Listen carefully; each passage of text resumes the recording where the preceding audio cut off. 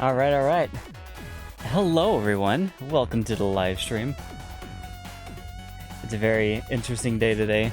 I have never done a tier list video before, but I have always wanted to. And here we are, finally doing them live on stream. How's everyone doing tonight? Everyone have a good Friday? Everyone have a good week?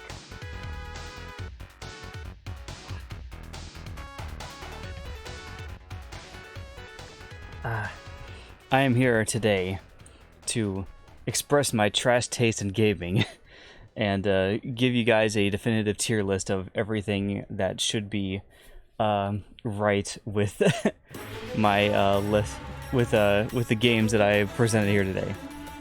So I went in the Tiermaker and I just found one of the very big video gaming lists, and we're gonna go through all this today. And I want there to be like lengthy debates on what these things, on where these things should fall. It's going to be a group effort today. We'll make a definitive tier list all together. But most of it will be my opinion. Most of it will be just me throwing my stuff in. Because, honestly, I've always just wanted to do something like this. So I may or may not get my gamer card revoked at this after this stream, but we will see about that. I also have two other tier lists ready just in case we finish up early with this one. I don't know how long it will take, but I have one for Sonic games specifically, and then I have one for the Sonic characters as well. So, if time should come to it, we have a few other smaller tier lists to go through.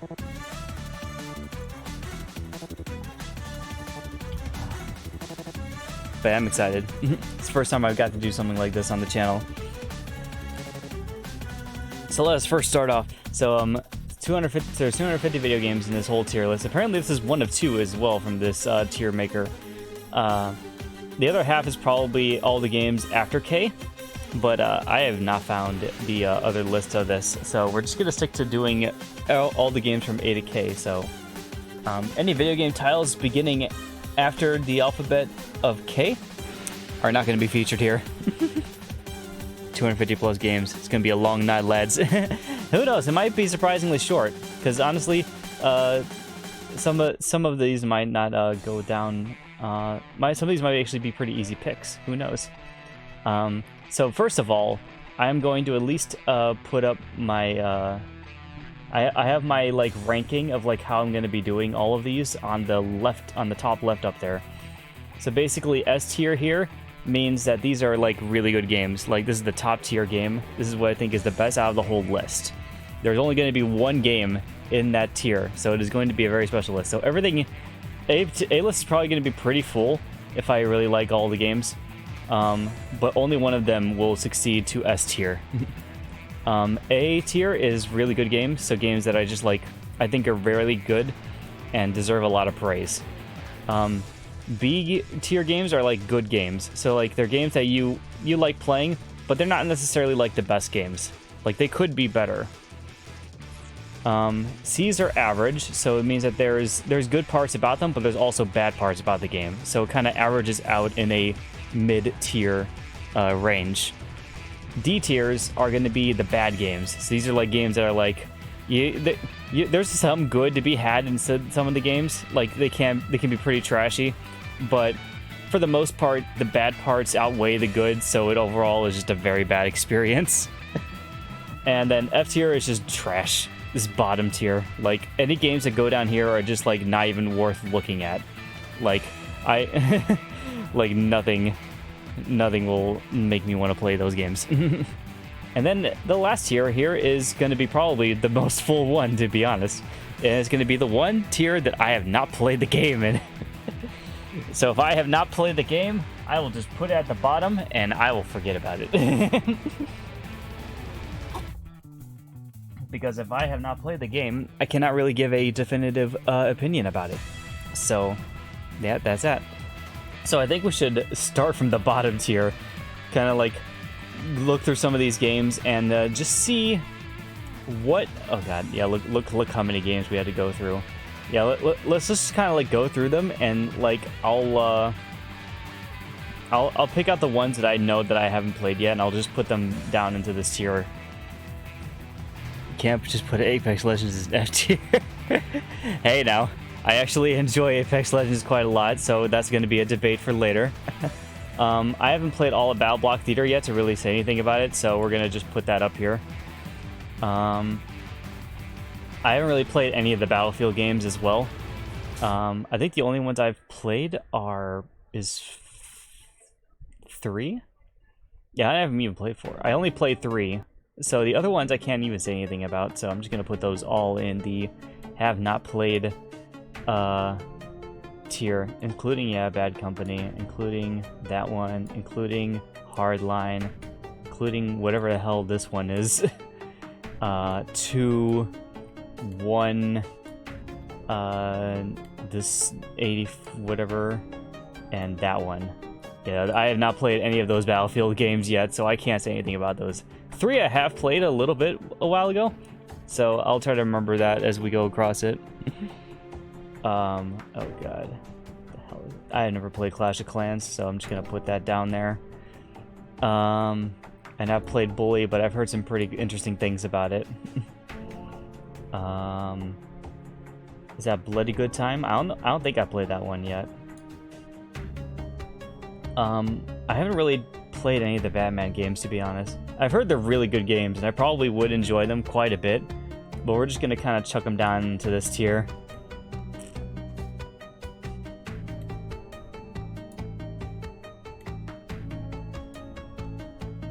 The one of the Batman games will go up here? Okay, yeah, there it is.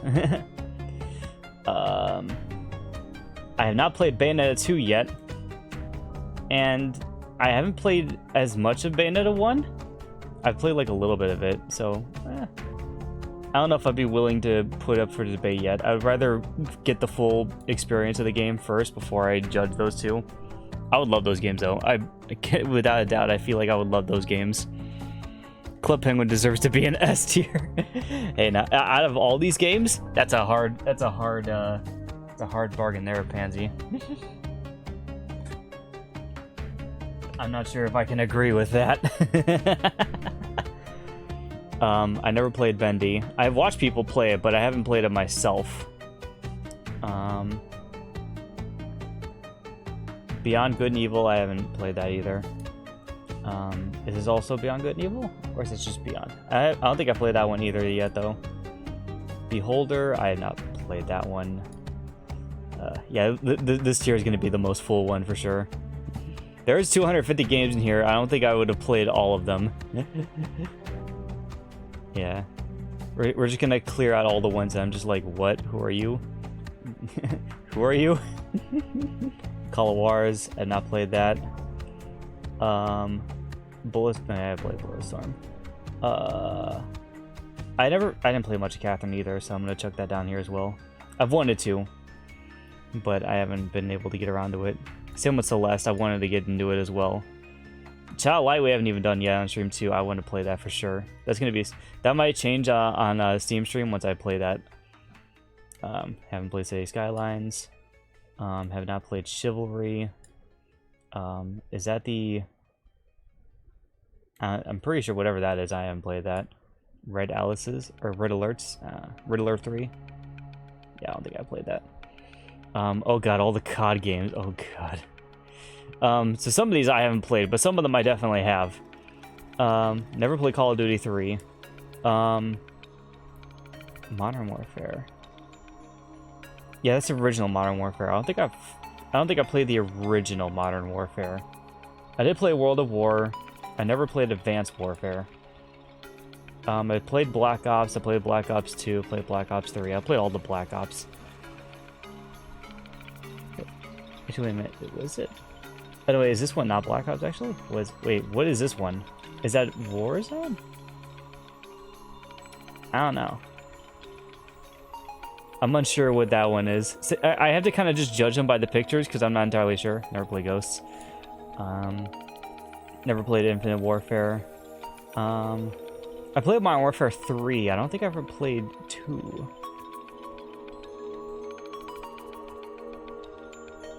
Did they really not have Modern Warfare 3 on here? They have all the other Call of Duty games on here, but not Modern Warfare 3.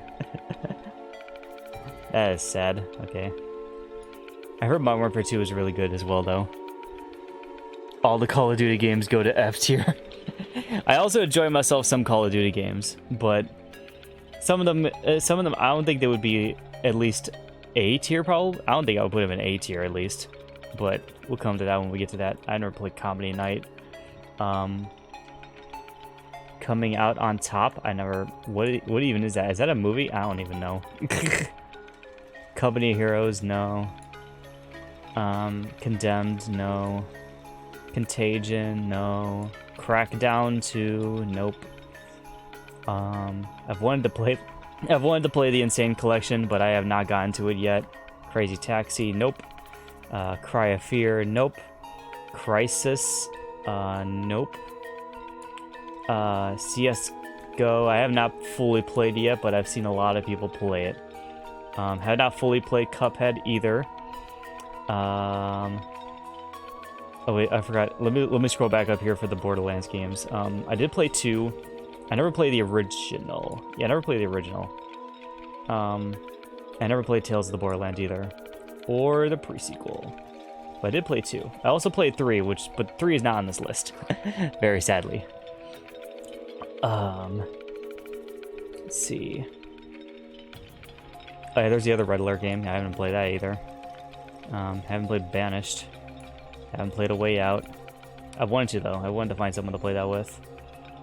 Oh god. Oh, I just remembered also over here all the Assassin's Creed games. Oh Jesus Christ. Haven't played much of Origins. Haven't really played. Never played Unity. Never played Syndicate. Never played Revelations. I haven't played Odyssey. I think I played the original? No, I played 2. I never played the original. And then I think that's, yeah, it's 3. And then that's Black Flag, and that's Brotherhood. Okay. I never played Black Flag actually fully. And 3 I only played like parts of. I wouldn't consider it a full playthrough. 2 and Brotherhood I think I've done a good amount though in. Never played Ark. Never played Arma 2. Never played Arma 3. What is that? I don't recognize that game. Anno. I don't know. Never played Amnesia: The Dark Descent. Actually, wait a minute, have I? I feel like I played like maybe a bit of it, but I never played the full thing, so I'm just gonna chuck it down there. Alone in the Dark, never played. Alien vs Predator, never played those. Alice in Wonderland, never played it. God damn it. Look how big this tier is. Look how big they have a tier is already.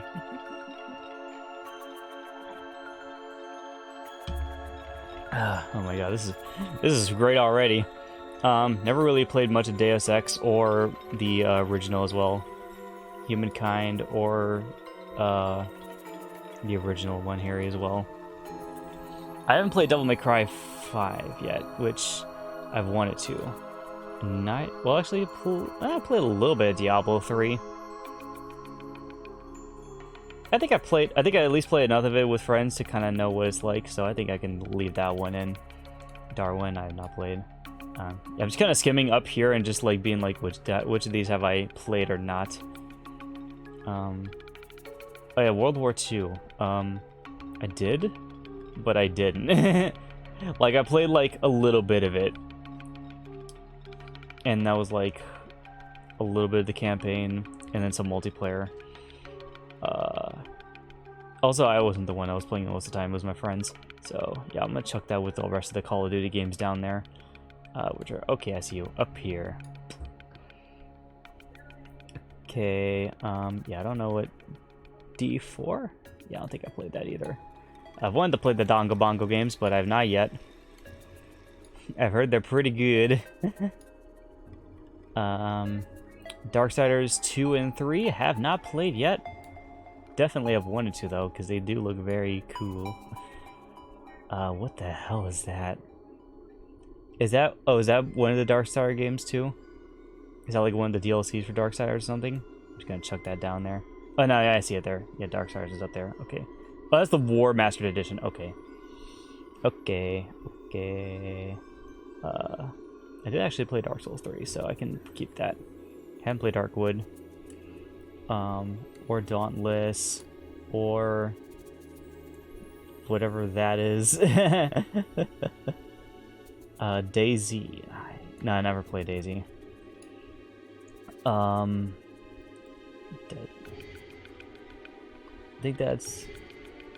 I think that's Dead by Daylight, right? I know I haven't played it. I did play Dead Island though. What the hell is this? I can't even tell what some of these games are. Oh, wait a minute, this has to be... This is Dead Rising now, right? No, that's Dead Rising. Why is the first one before all the other ones? I don't get that. I don't know what the hell this is. I'm just gonna chuck it down here. Anyway, that's... Oh, that's... Okay, now I see it. Okay. The characters' things are really small, so I couldn't tell. That's Dead or Alive 5. I have actually played that. I'll keep that down there. 2, 3... I did play 2. I haven't played 3. And I never played 4 either. Never played Dead Space games, but I heard they're pretty good. I feel like this tier alone is gonna make me lose my gamer card, because people are gonna look at this and they're gonna be like, you really haven't played all these games? And I'm like, yeah, I really haven't. I wish I did, but I just haven't had the time, or the energy or motivation to do so. Democracy, I don't even know. Depth, I haven't even heard of that one. There's Destiny. Destroy All Humans. Haven't played it myself, but I definitely have seen friends play it. There's Diablo again. Okay. Dino Crisis. Have not even heard of that one. Dirt 3. Nope. Dishonored. I saw a friend play it, but I not personally know. What are these games? I can't even read that. I don't even know what those are, so those are going down there. The Division. I have not played Division. Doki Doki. Haven't played it yet. I wanted to though. I'll make it on stream for sure. Never played DK Country either. It definitely seems like a good platform though. I'll agree with it. Don't Starve, Doom. Is that the... No, that's the new Doom, right? This is the new Doom? Okay. If this is the new Doom, I haven't played it fully yet, so... excuse me. I don't even know what the fuck that is. Dotas, I haven't played that. I played a bit of Inquisition, but like not enough. I did play like a good amount of Dragon Age though. I'll have to really like dig deep into my mind for that one. Don't even know what that is. Driver 2, nope. Driver 3, nope. Driver, no. Driver again, oh no. Duke Nukem Forever, oh god, I've seen one of my friends play this game. I haven't played it myself though. Dying Light, I played a bit of it, but like definitely not enough to constitute a playthrough. I don't know what this is. Wait, is this Earth Defense Force? Yeah, I've heard of Earth Defense Force quite a bit. I've not played it though. Edith Finch, nope. Morrowind, I mean, I played a bit of it before with my friends, but I definitely not enough to like put on the list. I did play enough of Skyrim at least, I think, to kind of put Skyrim on here though. So I know Oblivion was the one I was thinking of. Okay. Yeah, we'll just chuck it down there too. I think this is ESO. I think so. I think that's online. I haven't really played that much. I know Skyrim though. I did play a good amount of Skyrim before, so I can speak on that. I also played in VR, which was a really cool experience actually. Definitely a game you should try on VR if you have it. Legend, nope. End War, nope. Legend of Tarkov. I've seen Ben play it, but not myself. Escapist, nope, not really. Yorpa, nope. Euro Truck Simulator, nope. Eve, nope. Evolve, nope. The Fable series, okay. I have a bit of I have a bit of history with Fable. I know I played fully through 3. I think I played like a small amount of 2. I think 2 was actually pretty good though, so I'll keep that one in there. I don't know nothing about the original though. I think I only remember 2 and 3 more so. Factario, nope. Fahrenheit, nope. The Fallout series. Oh god, here we go. I want to play Oblivion only because of all the NPC memes. Yeah, true.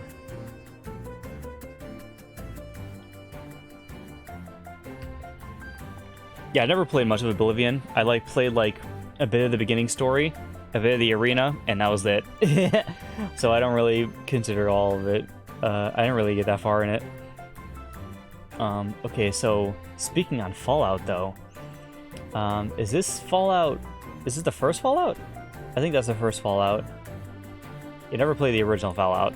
I don't even remember playing 3. I played bits of 3, but never played all the full thing. I did play 76, and I did play 4 for a good amount, so I can speak on those. Oh no, this is the original Fallout. The other one's probably Fallout 2. So yeah, I haven't played this one either. I haven't really played New Vegas either, but I have wanted to fully go into it because I've heard from a lot of people that New Vegas was one of the best ones. All right. Never played Far Cry 2. Never played the DLC for Far Cry 2. Nope. I played a bit of Far Cry 3 way back, but not even an hour's worth. Never played. Far Cry is a series that I've seen a lot of things for, and a lot of people play, but I personally have not gotten into it myself. So I mean, you guys can keep enjoying it. I don't really feel too motivated to get into the series myself. Never played Farming Simulator. Never played Fear. 1, 2, or 3. Why are the first ones always here, but not the others? Never played FIFA 15. Have played Final Fantasy 15 though. I like that. Final Fantasy 15 and FIFA 15 were right next to each other. I wonder if that was a little joke made by the maker. That was kind of funny.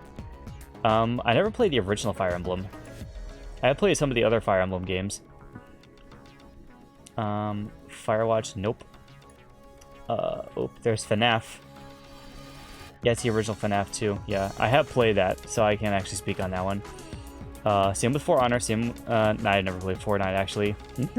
I played one round, I think, once on the console, and yeah, it was on my Switch. I downloaded it real quickly just to play one match, and then I was just like, okay, I got it. I get what it's like. I might try it again, but I'm not sure. In terms of Battle Royales, there's not really much I enjoy, except for Apex. Apex is the one Battle Royale that I've kind of enjoyed more than others. But I bet you if I tried more Fortnite, there's probably some things I would like about it. I wouldn't consider it a trash game though. I would probably if I actually rated it enough to from my little experience of playing it, it probably would be a little bit higher up there. It wouldn't be the best game though, not for sure. Fortnite goes Snapchat. Nah, that Bandy. You're too jaded. Never played any of the Forza series, but I've heard that they're pretty good racing games, and I'm a little bit of a racing game fan. I do like some racing games. I'm getting more into them now than I was way back in the day. Well, actually, wait a minute. I did play. Yeah, I did play Brian the 13th with some of my friends, so I can speak on that one. Never played FTL too much though. Game of Tycoon, yep. Game of Thrones, nope. Also, I thought that was a show, but okay. Gang Beasts, I've seen gameplay of it, never played it though. Gary's Mod, have played it. 2, 3, Gears of War 2, 3, and 4. Anyway, that's original. Okay. So the Gears of War trilogy. I did play some of them. I only really remember playing 3. I think I had the other ones though too. Yeah. I only remember really playing 3 though, so I'm just gonna check the other ones down here. Ghost Recon. Never played that. Never played Goat Simulator. Never played the remake for God of War, although I've heard that it's very, very good, and I definitely should try it, and I will. I just need to get to it. GoldenEye 007, never played it.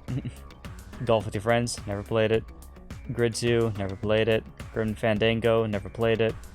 Oh god, now we got into the Grand Theft Auto series. The only one that I've really actually played was 5, and I seen things from other ones. Like, I've seen a friend play a lot of San Andreas before, and as well as a little bit of 4, but I wouldn't say I played those ones. I definitely played 5 though, like a pretty good amount at least.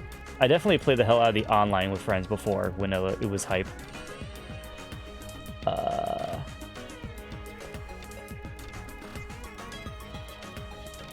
I honestly have no idea what that is. Oh, is that Guardians of the Galaxy? No. That does look like Marvel though. Was there a Guardians of the Galaxy game like way back? I know they're making a new one now.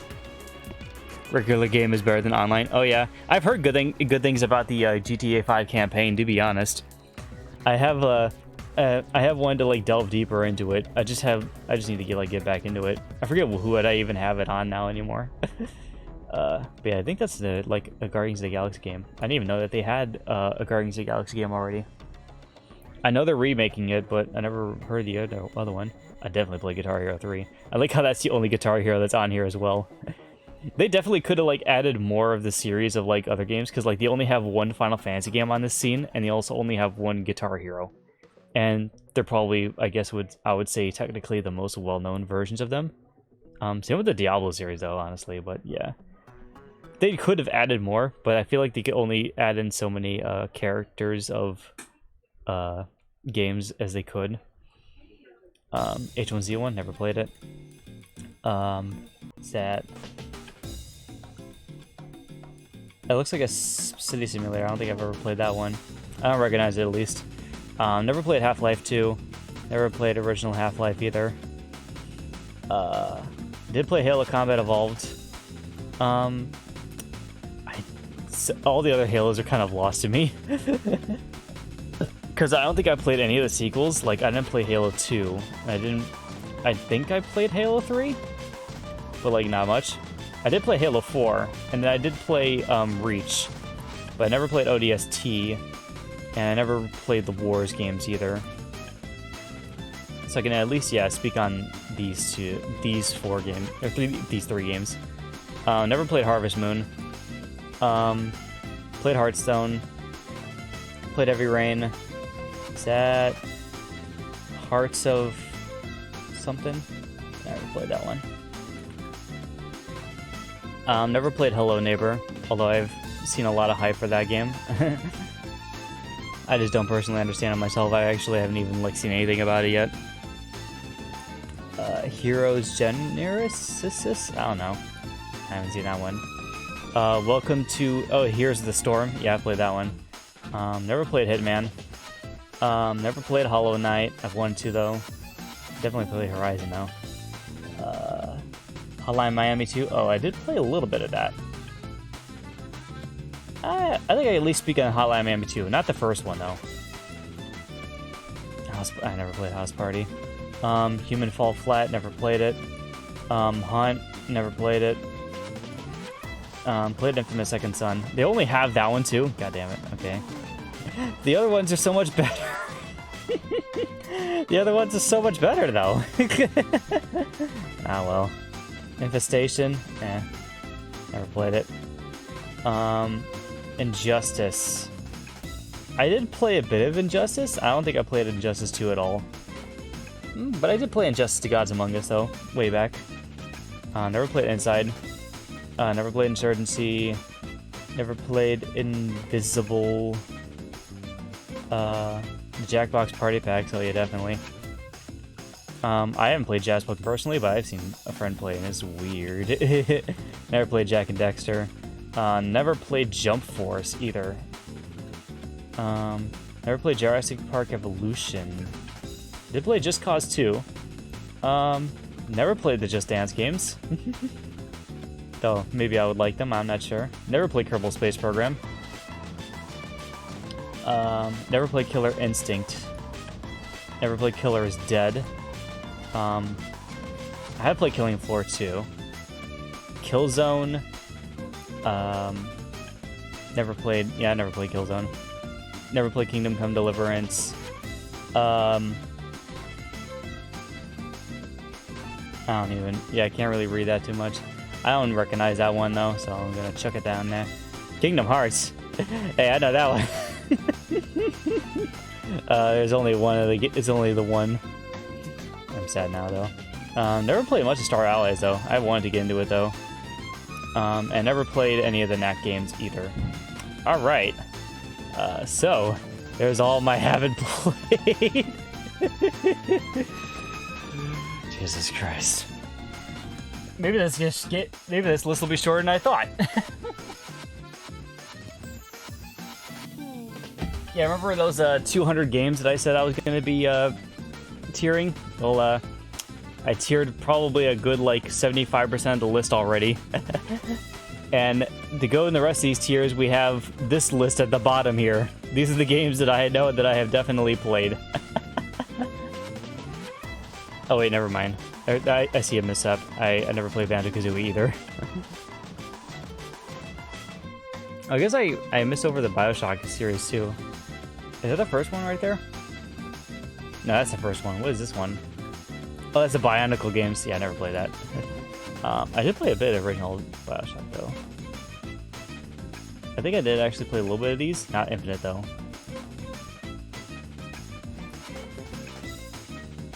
Make sure the rest of them are fine too. I'm just gonna kind of skim through the list and be surely sure that everything is where it should be. Like I'm looking at these and like, these are familiar to me, right? I have played these. Yeah, I have. Okay. It's almost the whole list. God damn it, Corey. Yeah, no. This should definitely show my taste in video games, because like, yeah, I haven't played any of these. Maybe this proves how much of these I should play. If they made it onto a list like this big, it should probably show that these are all games worth playing at least.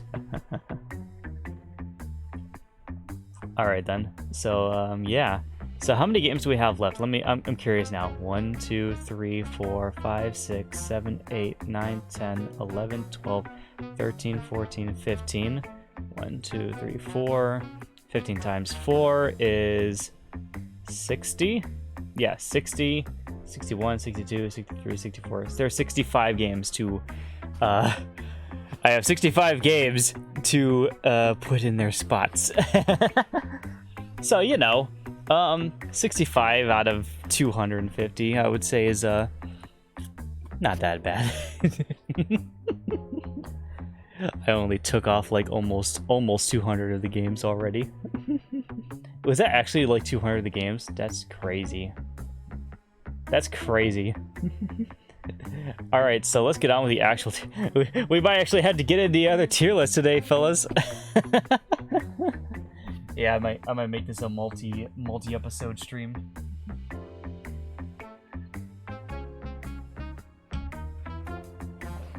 All right. So, I suppose let's get started on the actual tier list now. You'll have to let me know too, Pansy, if you have any history with some of these games. First game on the docket is 7 Days to Die. Oh god, I can't even put it on. I have to scroll like so far up to get it up to the actual tier list now. No. Okay, so we're gonna kind of just put it near here. And then we're gonna have to do this with every single one of them. Okay, there we go. I'm gonna place it in B for now, just so until we get a definitive like thing for it. So, 7 Days to Die. I know people who like this game a lot. I personally don't really. Like, it's fun, but it feels like work after a certain point to me, because there's a lot of... It's a survival crafting game, so you have to either manage resources a lot or go out and farm for stuff. Which I know some people kind of just like that kind of gameplay where you're just trying to maintain your base, get some loot out in the world. I only get some like bonus points to it because it is a zombie game, and I do like the zombie thing of it a lot. I like the zombie world of it a lot, but the actual gameplay itself kind of just dumbs down to me after a while. Is it possible to hide the haven't played tier for now? I don't think we can hide it. Oh yeah, I know what we can do. We can just make the, we can just move it up. We can move it up to the top of the list for now. That way we won't have to go past so many tiers to get to it. There we go. So now haven't played is at the top of the list. So now we just have all of these to deal with down here. There we go. So yeah, so me personally, I would say that like I like parts of this game, but I don't like the overall game itself. So if I were to personally rank this, I would say this is probably a C tier. Cause like there's parts of it to like a lot. Like I do like the combat and the gunplay in it as well, but to get some of the materials and stuff in the game, it's very slow and boring. And it's better to play with friends for sure, because then you can kind of divvy up tasks among each other. But the whole argument of is it better with friends usually kind of just always goes toward yes for a lot of games. Like, just about every game is better with friends. I think we can all agree with that. But if you're just playing this game, if you're just looking at the gameplay itself, I would say it's basically about a C tier game for me personally. So that's what I'll say for 70A. You have any comments about this, Pansy? I don't even know if you have a history with these. There we go. Now we can actually perfectly mark some of these. I wish I got the game so I could have joined you guys in the series. Yeah. I think you probably would enjoy some of the parts of it, honestly. But for me, yeah, it's very much a like average C tier game for me. Now, this is kind of an out there one. Like, this is actually one of the few of these that I did play, Ace of Spades. I do remember playing this like a good amount, like way back. I don't really remember too much about it, but I do remember playing a few matches of it. I think it's kind of like, it's like one of those voxel games that has destructible environments, and it's like a team-based shooter, I think it is. Yeah, I remember doing this with friends a while ago because we all had this game before, and we played a couple rounds on it. I don't remember anything too like memorable about it. I think it was very much like just an average game to me. Probably along the same lines of 7 Days to Die in terms of enjoyability. For me personally, at least. But yeah. Also, again, yeah, as I go through these tier lists, be sure to call me out on bullshit if you feel that the list might be wrong in some areas, because I definitely may be biased. So, we're just going to kind of go through along with the more of these. Alan Wake have played a good amount of this game as well. God, can I just have this in my cursor? There we go. There we go. So, Alan Wake, I played like way back. I never like fully finished the game, but I do remember it being a pretty enjoyable experience. It's kind of like one of those games that are also like a TV show because they have like the little breaks in between, kind of like Until Dawn has the recaps in between everything. It does definitely seem like it was kind of like based on like a big narrative and everything with like the show. The storytelling is pretty nice, and the game itself was actually pretty nice from what I remember it as well. You kind of just go through as this Alan Wake guy, and they like basically like a very small town, and you're kind of just solving these like mysteries of like ghosts and supernatural events that are happening around the area. You're for the most part, I think, in the game equipped with a gun and a flashlight. You gotta flash at the dark monsters and shoot them when they have their things like exposed or something. It's I think it's a third-person action game, third-person action narrative. I enjoyed a good amount of this, I would say. I don't remember if it was like really mind-blowing, like A tier worthy, but it was a good game. So I'll give it a B in terms of the scale of the whole list. Now for Animal Crossing, is this which Animal Crossing is this, by the way? Also, that is a very important distinction. This, from what I see on the thing, this looks like New Leaf. Because I don't think this is New Horizons. Let me see. Because I think I see like the little green thing on top of here, which I'm pretty sure was the New Leaf logo. And I do see Isabella here too, so I'm pretty sure this is New Leaf. So if this is Animal Crossing New Leaf that I remember, yeah, then I played the hell out of this game on my 3DS. I'll be completely honest. I did enjoy a good amount of it so far too. Like, it was a really good game to play either around the holidays or kind of just like to do like a daily things in. Because it's a very like slow, casual game, but you can definitely kind of get lost in the world for it. I didn't expect to enjoy it as much as I did. I just heard that the Animal Crossing and Harvest Moon series were like really good games, so I just picked up New Leaf out of the blue one day for my 3DS. And lo and behold, I just like logged in a whole bunch of hours into it. So yeah, there you go. I didn't do like too much with the town. I would say I'm actually like in terms of progress, I probably have done more for New Horizons now than I have with New Leaf. But this was a nice game around the time when it was launched. You could still probably play it, honestly, but I feel like New Horizons does things that New Leaf does here a little bit more better. There's some things that I liked about this game that did overpower New Horizons though in a way, so I would say this is an A tier game though, for sure. I'm pretty comfortable putting that into an A tier category. Because in terms of the list so far too, I definitely think that I enjoy this game more than I enjoyed these three games down here. New Leaf not an S tier. Hey, that's what the end of this little section here is going to be for Pansy. I'm going to put all the really good games that I really liked up at the A tier, and then one of them is going to battle it out for S tier, the ultimate prize. So we'll see. Maybe it is an S tier game. Who knows? You'll have to stick around. Ape Escape. I played like a good amount of this, the original one, on the original. Oh wait, this is 2. Oh god, I never really played much of 2, but I'm kind of gonna put more of my bias of like the Ape Escape series in this one, because I guess Ape Escape 2 is supposed to be like one of the better ones. Personally, I really love the hell out of 3. I played a bit of On the Loose as well, and they're really good games, honestly. I don't know enough about 2 to really say anything about it too much, but I did enjoy this quite a lot. Yeah, I basically try to collect every single monkey from 3.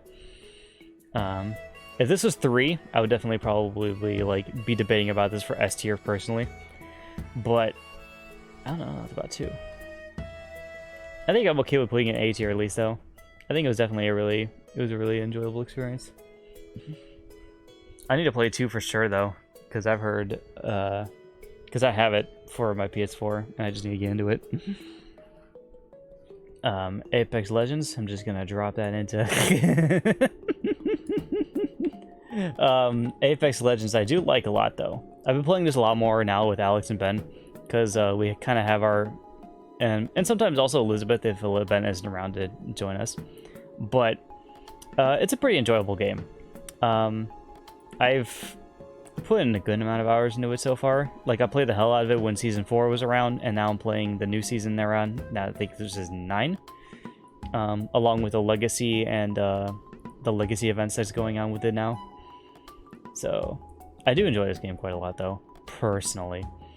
I also got Fuse now, which is a better, I feel like is a operative that is kind of more toward my tastes. Very explodey, very boom boom. Honestly, if I'm talking about like personal enjoyment that I get from this game, definitely an A tier for me. I'm biased a little bit, but I do enjoy this a lot. I'm very bad at the game sometimes, but I feel like I've been getting better with some of my progress in it. I try to put a little bit of hours into it now because I got the battle pass, so now I'm trying to get a little bit more of my money's worth by just playing at least the 2 matches daily. Which isn't that bad. 2 matches doesn't really take that long, especially if you get killed very easily. As I tend to. I have been getting better though, so I'm happy at least about that. Now, Assassin's Creed 2. Woo! Okay. I have to really dig deep into my brain for like what I think about this one, because I remember playing this a good amount, like when I was like 13 or something, like when I was a teenager, and I did enjoy it from what I remember. I remember mostly watching my brother play it, and he was definitely liking it a lot too. But I played a bit of this myself.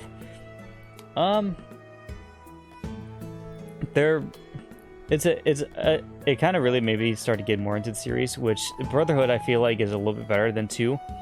So I'm going to kind of consider that for like the placement of where I'm going to put these.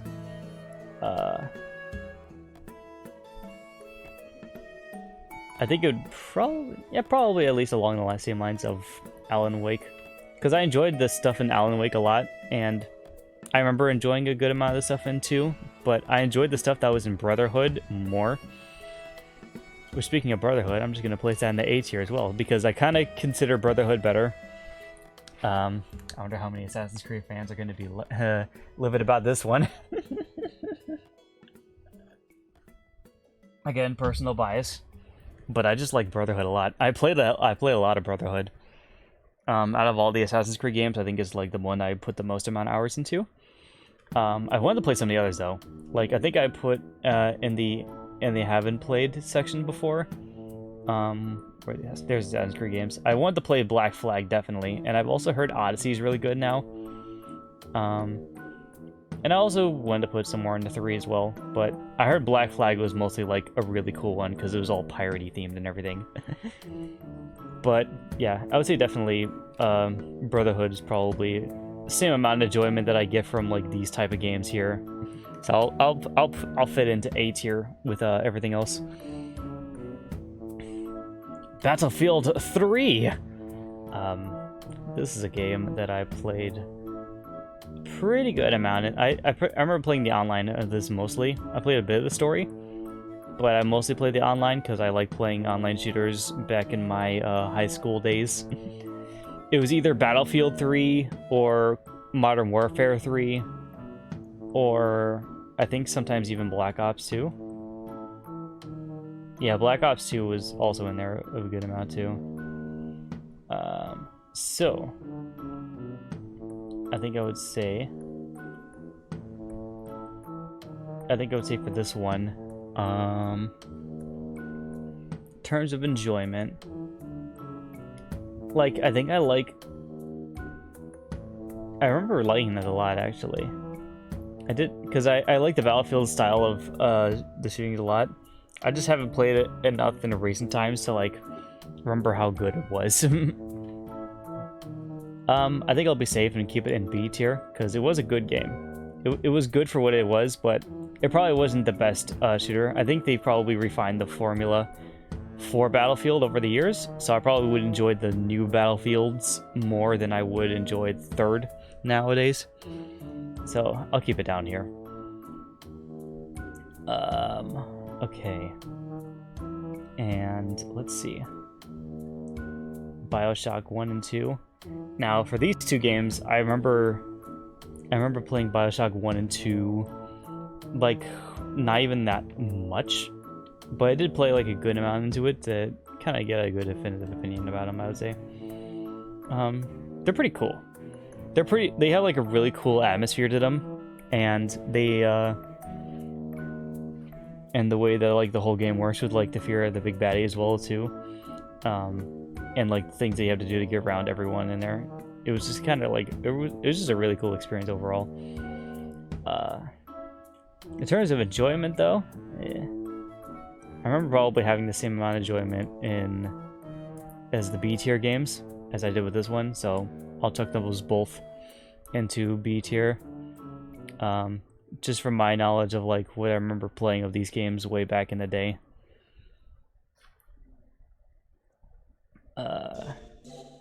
Yeah, I think I'll put them in B tier first, just to be safe. Bloodborne. I played this recently with Alex, so I think I could give a good amount of I probably give a good amount of a opinion about this, because I at least beat the first boss. I beat the first like major boss that you come across, and opened up that whole new area. So I would say, in terms of like getting to him too, I definitely put in like enough time to like know how the game feels and how everything kind of works. The only thing I haven't tried is the multiplayer, but I feel like it wouldn't be like that much more different. So personally, this game drove me insane. Like this is one of the like in terms of this is definitely like a really difficult game. Like you had to dedicate a lot of either things to either muscle memory or just like strategic stuff that you just kind of had to repeat over and over again if you fail. Because if you die in this game, you have to like redo a lot of progress in order to get back to where you were.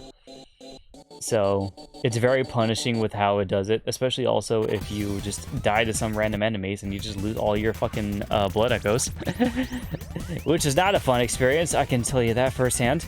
The game is pretty cool though. Like I probably feel like I think I enjoy this a little bit more than Dark Souls here.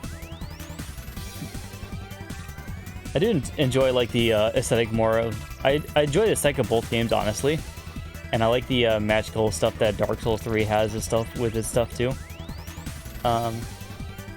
Like I said, I like Bloodborne probably I guess a little bit more than Dark Souls 3, but I still feel like they're kind of both equal in terms of enjoyment.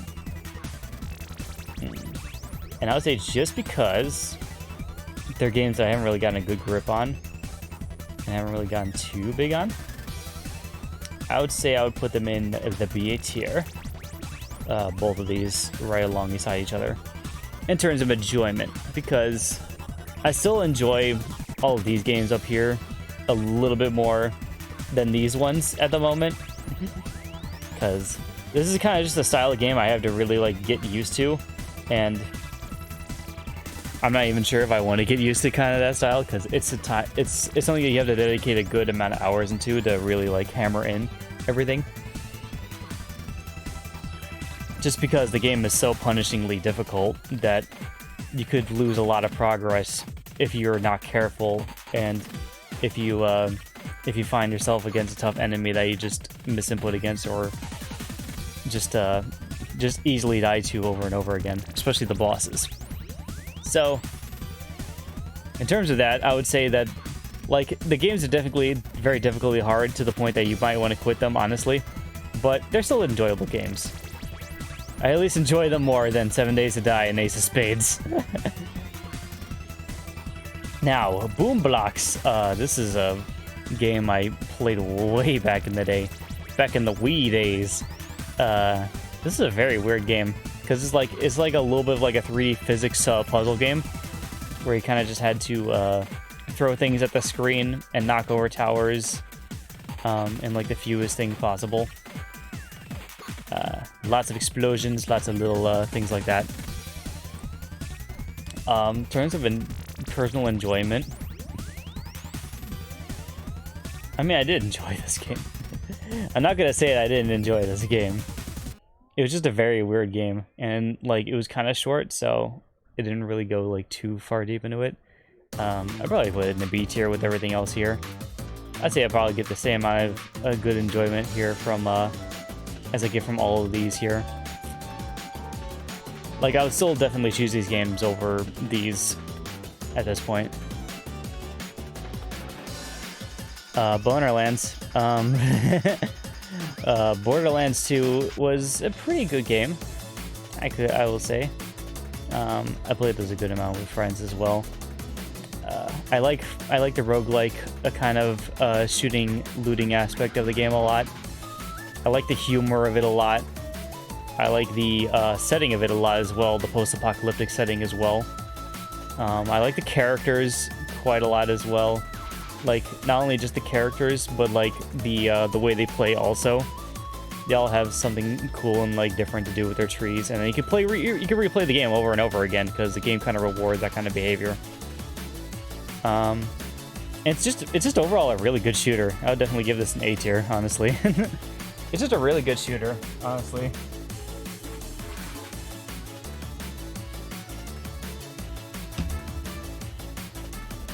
Kind of almost want to go back and play the third one.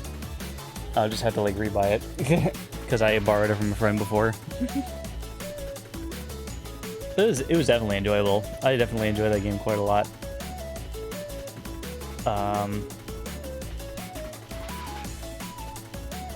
Brawlhalla. This is the Smash ripoff. Well, basically, is the kindest words I could use to describe it. It's Ubisoft's attempt to kind of make something kind of like Smash Brothers, but not also. This game actually has a good amount of problems, I would say, to it. Probably like in the B tier terms of category to it, that I feel. Because I do enjoy this game, but the free-to-play nature of it kind of gets in the way with most of the enjoyment, as to be expected. I would definitely prefer to play Smash over Brawlhalla, but there's some good things about Brawlhalla too, like the way that its combat works. It's actually not entirely like Smash. It's different enough in ways that it's actually kind of its own standalone thing. But you will definitely find comparisons to Smash in this game. It's not a bad game though, definitely not for sure. I do enjoy this game. It's just the free-to-play nature is a little bit too much. Is a little bit much for me. Actually, in terms of that, I'm actually going to move it down the C tier. I would say that I'll probably put in the same enjoyment as these, because like I do have to take into account that the free-to-play nature of this game. Like, as fun as the game can be to play, it's either grindy at some points, or you just need to choke up money in order to get things that you really want in the game, and that's not very enjoyable now, is it? Also, it's mostly just online play. It doesn't really have a good... it has story to like some of their characters, but you have to read into it. There's not like a story or campaign kind of thing to it really too much. So yeah, I'd say probably equal amounts good, equal amounts bad. So I can easily just put that right there. Brink. This is a shooter I played way back in the day. You guys probably haven't even heard about this one too much. Played this for like a good couple of hours. All I remember from the game is I did not like it. I think I could just say that's a good example of a bad game. Like, obviously, because like it's not terrible. I wouldn't consider it trash, but it definitely was bad to the point where you don't really want to play it for very long. There's some shooting aspects of that game that are like pretty nice, but overall I didn't really have a good idea or taste of that game. I kind of dropped it after a while. Also, I think the servers are closed for anyways, so you wouldn't even really be able to play it anyways if you wanted to. So I'll comfortably just put that into a D tier. Personally. Broforce. This is a weird game. This is a fun game though, I'll say that. I played a little bit with friends before on the Switch, but I haven't played any amount into my Steam version. Definitely a good game though. It's like a little 2D shooter, and I would say I still enjoy a lot of these games a lot better. I was probably putting the same amount of enjoyment that I get from these games. Like, it's a good game, but it's not like good. It's enjoyable though. It's definitely very enjoyable. Lots of explodies, lots of cool little pixel art, and lots of references to America. It's definitely your typical America game right there. Brutal Legend. This is an interesting pick for me because I personally have a little bit of bias toward this game because I used to play this a lot back in the day for my Xbox 360. And I remember liking a lot of things of it. I was just like, oh man, this is the coolest game. You got Jack Black as the main character. He plays on the guitar, fights a bunch of little metalhead monsters and everything. And then there's also the RTA aspect of it. Or is it, would I say RTA? Or is it RTS? No, RTS. There's an RTS segment to the game that it's kind of strange, because like the whole game is like this open world action game set in like a metal world, and then to do like the big boss battle parts of the game, you're basically playing an RTS version of an action game where you're going to other people's like little camps and bases, taking them over, and then eventually going to get the final baddie of the final part. It's very strange. It's a very strange game design choice that I feel, because they kind of mix with each other. Because there's the whole open world aspect of the game, which is really cool, and then there's the RTS section that just like, this is strange. I'm not sure why they included this.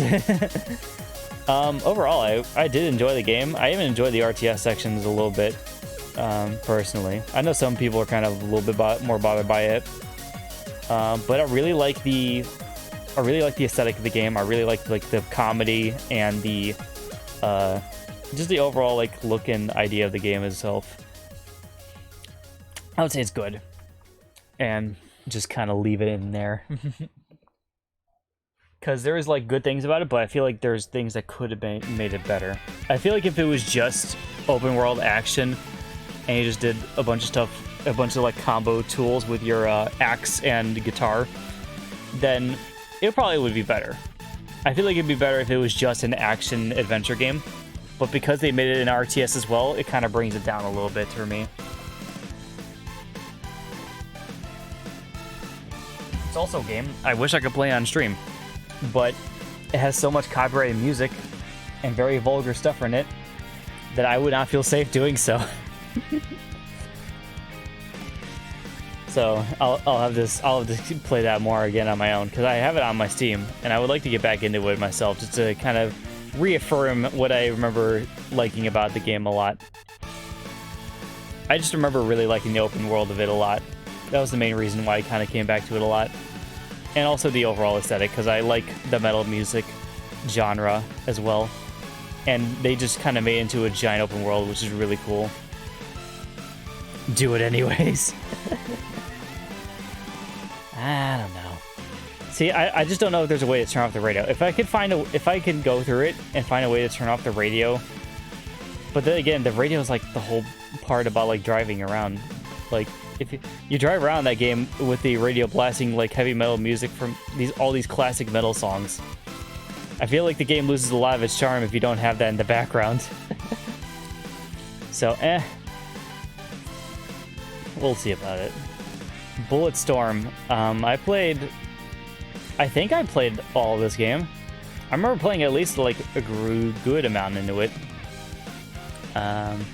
It's a really interesting game. It's like an action shooter is like the best way I would describe it, because you shoot a lot of things, but you can also like dodge into things or slam things into other things. Use the environment to your advantage to kind of just do chain reactions and make things like explode and bash other enemies into other enemies. Like, there's a lot of variety in the terms of the way that you can just kill everything in that game. It's actually pretty cool. It's pretty cool just like experimenting and see what kind of bullshittery you can do in that game. They give you a lot of room to like do stuff with that game. It's actually really nice. In terms of enjoyment, I still like some of the other games a little bit better, but I think I played this in the B tier. Like, I like the idea of it a lot, but I think I only remember it, like, just liking it. I don't remember loving it. There's some really cool concepts in it, but maybe my score would be a little bit higher if I, like, put in more things to, like, try out the other combos, but... Overall, I just like the game. I don't really love it. Civilization 5. Here's a game that my friends have played a lot of, and I have not played much of. Civilization is a very interesting game. It's very long, and it can also be very boring. But there are some good parts to it, because, like, you can expand your things. It takes a lot of, like, strategy and a lot of planning and stuff to make things go around. But there are parts of this game that are just boring as fuck. Being completely honest here. I do like the game, but, like, I don't know. I'm just not sure if I could ever dedicate myself to a full playthrough of it. I would say it's an average game for me. I like things about it, but I also don't. It's basically how I would kind of put it. Because I really like naming all the towns and, like, expanding everything, getting, like, farther and farther, and there's parts of the game that are really good, and then there's just all the other parts in between that are just, like, really boring, slow paced, and you kind of are just waiting on a lot of things to happen. There's a lot of timers in the game, so a lot of the things take really long to get to where you need them to be, and I just wish I had the patience to go through with it, because I don't. That's why I put in the C tier, I would say. Club Penguin, this is fun. It's a fun little online game that I used to play way back in my younger days. Especially in middle to high school, I would say. I was on this thing quite a bit. It's not good, but it's also not bad. Like, it was enjoyable for sure, but I wouldn't give this an A tier personally.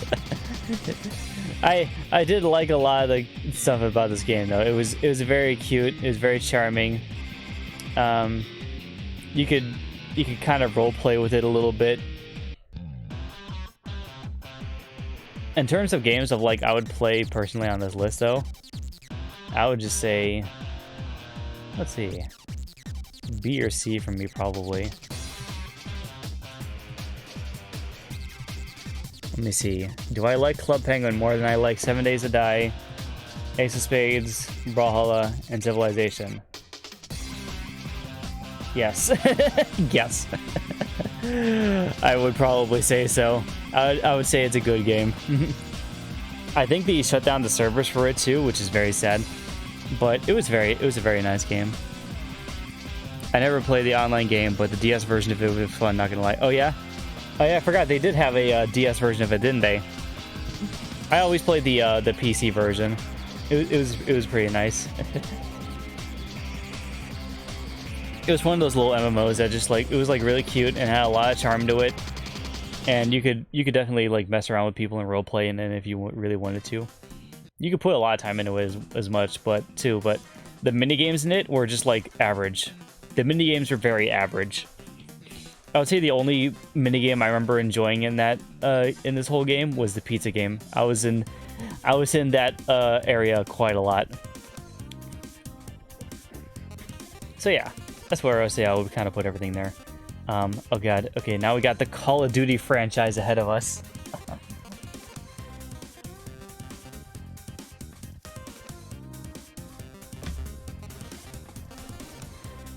All right.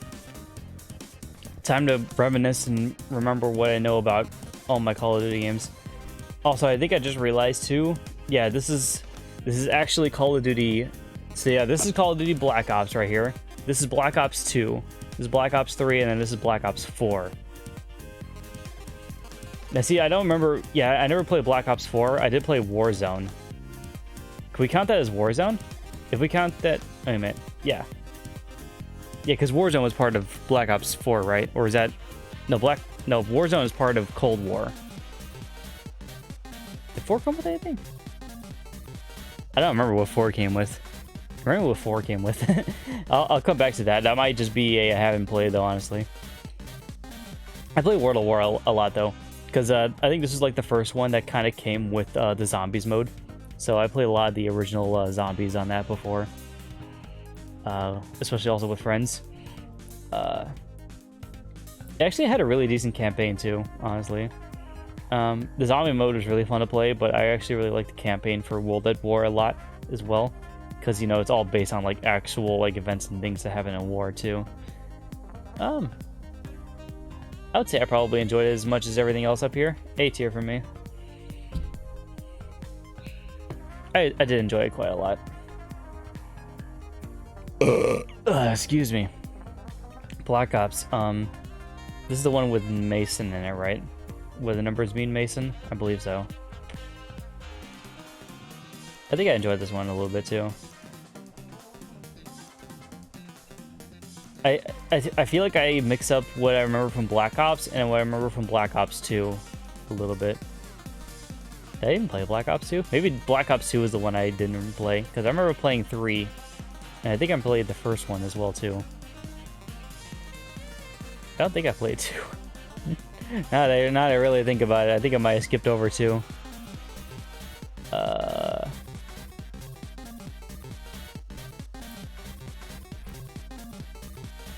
think... I don't remember, actually. Do I like it more than World of War? At least this is my kind of like current guess right now. I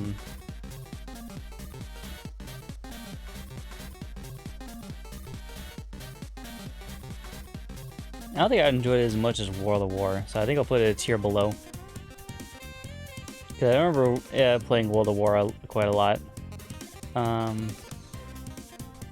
say I probably chucked 3 into the same category as well. Because like I like the game, but I didn't love it as much as the one up here as well. Yeah, I don't think I played 2 or 4 actually. Now they really think about it. There might have been a free-to-play mode that came with 4 that I played. But I think Warzone actually came out for Cold War, not for Black Ops 4. So I might just be missing on that. So yeah, I'm just going to chuck those both into the have not played.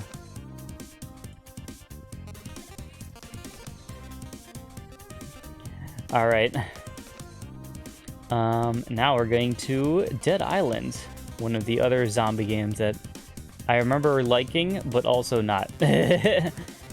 I remember liking some parts about this game, like, way back when, but then there's other parts I'm just like...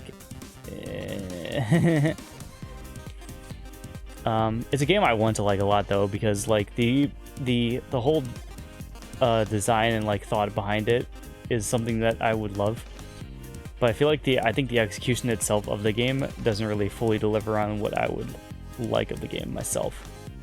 I'm probably gonna chuck this into C tier with all the rest of these. I don't know, I might be a little bit biased, because I did like a little bit of the line. I think I'll put in a B. Kind of along the same lines of like everything that was here, I would say. Yeah. I would say it's a good game. There's just parts about it that were just weird and didn't really like to me.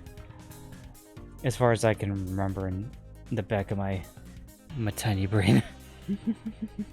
Dead or Alive 5, I did play all the campaign for this. I didn't play much of the online, but I did play all the campaign. So how would I rank this? I do like the Dead or Alive series a good amount. At least in terms of a fighting game.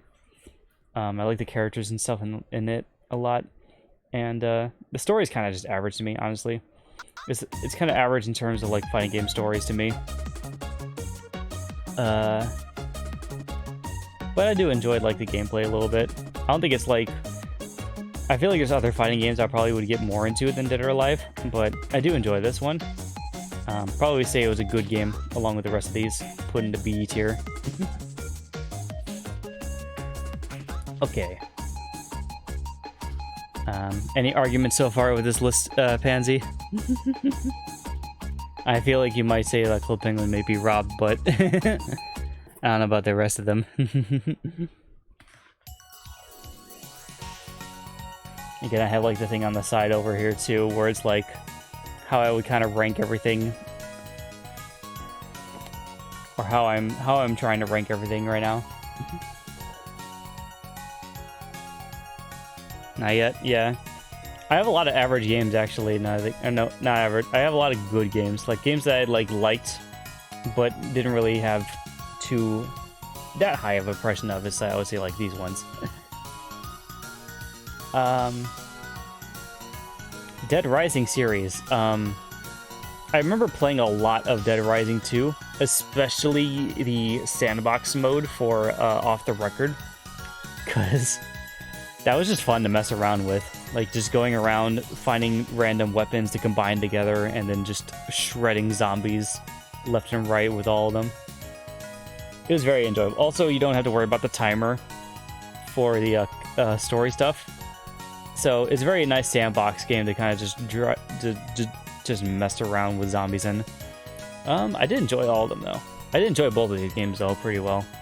I would say Dead Rising 2 is probably A tier for me, and then Dead Rising would be on just below it in B.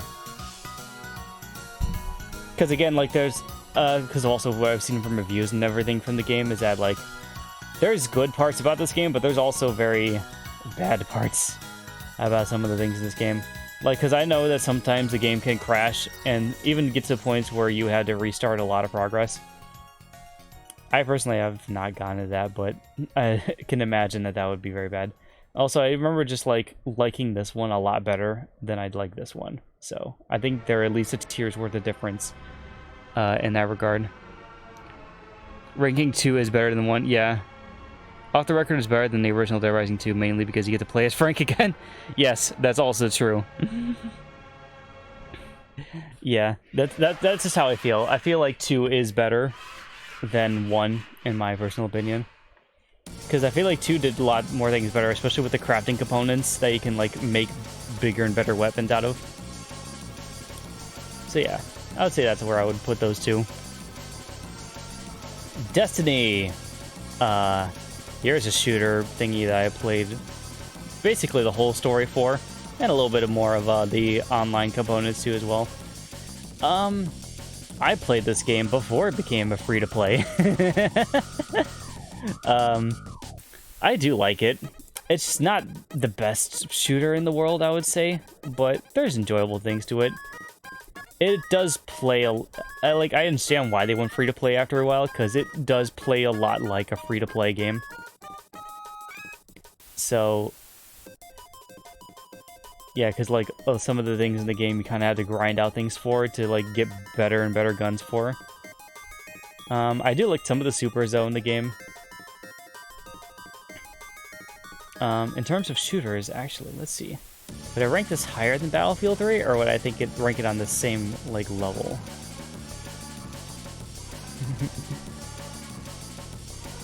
See, it's weird. Destiny's kind of a weird kind of ground for me, because it's a game that I enjoy playing when I play it, but I don't play it very often just because there's other games I'd rather play more than it. So I'm actually thinking I'm going to put it in the A tier. I don't think it's an S tier game, but it is enjoyable. I need more drink. I enjoy the game quite a bit. I should wait a minute. This is the. You know, I just realized this is Destiny 1, not Destiny 2, right? Yeah, I played Destiny 2 a lot. That's what it was. I never played the original Destiny. I'm at least glad I could talk about Destiny 2, because yeah, that's a game I put a good amount of hours in. If this was Destiny 2, I would put it right here. But because it is not, I'm gonna chuck it into the I have not played it. How quickly the tables have turned.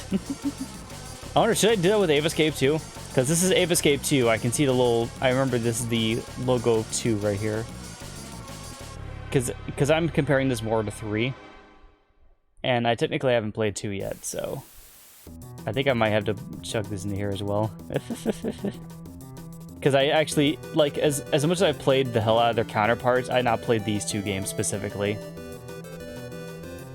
So, yeah, that's how I said I'm probably going to do that. Detroit Become Human. Just going to chuck that right up there and move on. Diablo 3.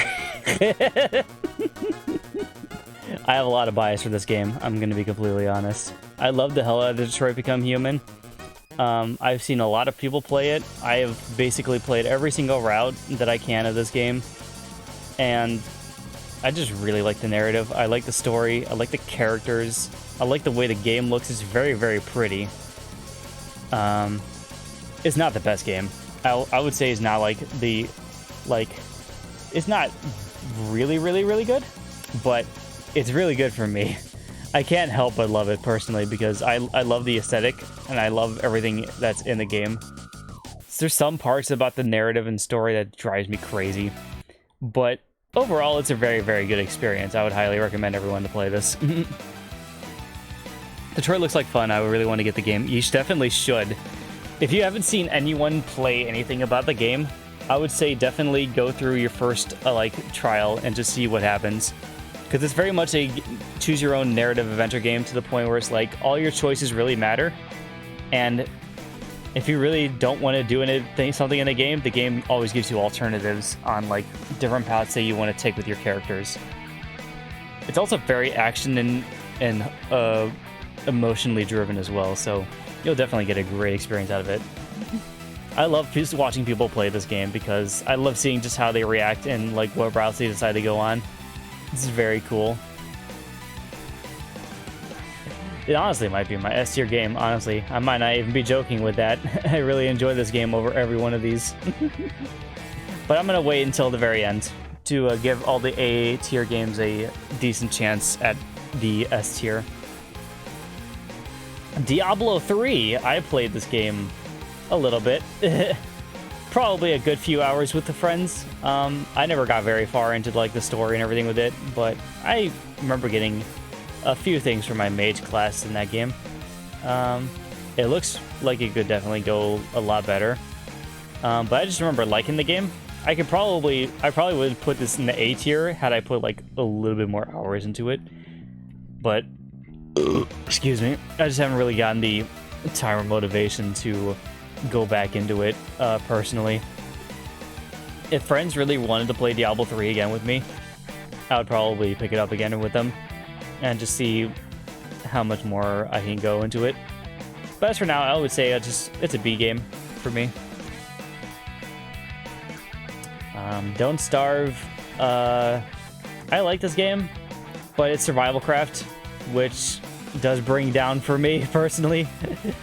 I like some survival craft games, but the survival craft genre to me is just a little bit too much, too out of my field. I'm a lot more of a guy that likes action-based games, as you can tell with my shooters and Assassin's Creed and stuff up there. I like action games a lot, and I also like narrative experiences like Detroit as well. Survival craft games like this, where you kind of just have to survive as long as you can, they're enjoyable, but they're not really my cup of tea, to be honest. I did enjoy the Don't Starve when I played it, though. The art style and characters in the game are very cute and very charming, and there's like a little bit of a sinister vibe to everything as well, which I like. The gameplay itself, though, is just like... It's something that like I don't really get too far in, especially because the whole point of the game is not to starve, and you run out of food very quickly in that game. Let me tell you that. You have to put in a lot of work also to get some of the stuff that you need to get in that game. It's better if you do it with friends. Don't Starve together is probably a better experience than Don't Starve. But I would say I'm stuck between B and C for this one. Mostly because, again, just because it's a survival craft game, I'm going to put in C. I would say I enjoy a lot of these other games more than these. I'd probably say, yeah, this is about on the same wavelength as 7 Days to Die. Because these are both survival craft games that I like the aesthetic and I like the style for it a lot. But the gameplay itself bores down for me. Don't Starve Together 2 is so boring, to be honest. Oh, yeah? I used to have a friend that would ask to play with me, and it got so annoying. Yeah, I can imagine. Like, if it's not a game style that you like to play a lot, I could imagine it gets a little bit boring after a while. I remember Gummy always wanted me to play Don't Starve Together with her as well, and eventually she just stopped asking. So, yeah. I wouldn't mind trying out Don't Starve Together again at some point, but I probably wouldn't even rank it any higher than a C as well. It would probably just stay as a good but bad game for me. There's parts of it that are enjoyable that I like a lot, but the overall gameplay is not my thing at all. Dota 2. I played a little bit of this along with Heroes of the Storm, which I think I'll just chuck it in there as well when I get to it as well. Dota 2 is a pretty interesting little RTS. I didn't even really put like that many hours into it, probably like 1 or 2. But I feel like it's the MOBA genre is probably a genre that I could get into if I really wanted to get into it. But I think I would just need to find an aesthetic and stuff like that really fits to me. I feel like Dota would probably be better than Heroes of the Storm in that regard, just because some of the characters do look pretty charming and everything in this game. And their marketing team is really good for it as well. Or is it LoL? No, I think it was Dota. I think Dota did gum over LoL in terms of their marketing campaign. Or was it the other way around? I can't remember. Either way, I think I'm gonna chuck this one into... I'd say it's probably a good game. And same with Heroes of the Storm. Like, if I put more hours into it, I probably would like them more, but they're not games I really like to dedicate a good amount of time into. I probably would like the MOBA genre, honestly, though. I would just need to actually get into it. I'm just so busy trying to play all the other action-based games that I have up here that I don't really have time for the RPG ones like these. Because MOBAs are weird because they're like a mix of strategy with also action. Kind of like how MMORPGs are like too. Like, I played a good amount of MMORPGs, like with Final Fantasy 14, but like there's games that you have to spend a really big amount of time into to really get like any good growth out of. And I just personally don't have that time to really spare for these games. Dragon Age, okay. Yeah, this is when I said I gotta dig like deep into the recesses of my mind to remember. I remember liking Dragon Age though, from what I remember of it. I would say this game was like that's another thing is like I like a lot of RPG games that have a lot of narrative impact, like things and choices that really matter. It's one of the main reasons I want to get like back into Dragon Age and Mass Effect, because like these are games that I feel like I would really enjoy had I just put in the time into them. So I think I can comfortably put this into a B tier from my memory though, because I remember really liking the aesthetic choices and everything they put in this game, but I don't remember enough about the gameplay to know if I really liked it or not. I feel like I liked the gameplay, but like I didn't love it to the point that I would put it into an A tier for me. So I'll keep it in B. I think that's a safe bet. Actually, we do have a good amount more games to talk through, so I'm gonna take a quick little break to get to my water. I will leave Mogus on the couch for your viewing pleasure. Alright, there we go. Really quickly.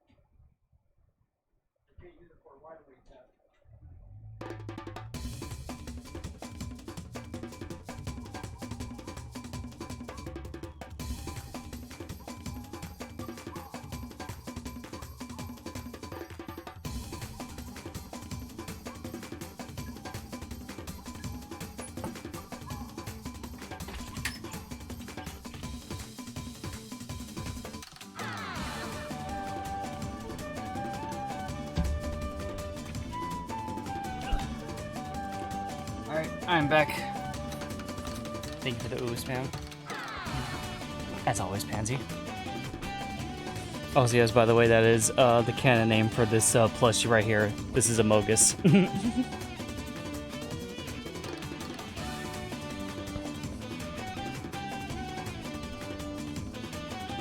Alright, back to the tier list now that I have ice cold water ready to soothe my talking throat. This is a stream that I get to talk a lot, which is kind of weird. I don't usually get to talk a lot during some of my streams.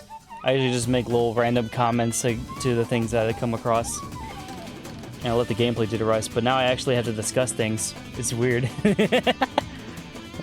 Skyrim. Oh boy. Okay, well, we all know where this is going, right? Right into trash. I like Skyrim. It's a very, okay, hold on. I want to get in my mouse cursor. There we go. Like I said before, this is a really cool game to play in VR, because, like, they have, like, a bunch of different stuff mapped to this stuff. And the game is really just, like, cool to see, like, in the actual first person, like, true first person mode. I enjoyed this game, though. I didn't really, like, I wasn't in love with this game, but I did like some parts about this game. You could customize your character to be just like however you want him to be. Personally, with how I play like fantasy RPG kind of games like this, I probably usually am a type to either take a sword and magic, or sword that gets buffed with magic, like has elemental effects and everything too. Or even like someone with like 2 little daggers. I like the speedy characters a lot as well in these kind of games. I never played very much of this, though, mostly because I didn't really feel as motivated to play it as much of other people did. But there's very enjoyable moments about this game. You could definitely get lost into this if you really, really wanted to. Personally, I feel like I enjoy the games in A tier more than I do in Skyrim, personally. So I will put it into B tier. And now here come all the comments. Actually, I don't know. How would people rate Skyrim, honestly? Would people be like, Skyrim is the best game ever? Or would people be like, nah, Skyrim fucking sucks, trash? I'm unsure. Or would they just be like, yeah, it was cool. B tier.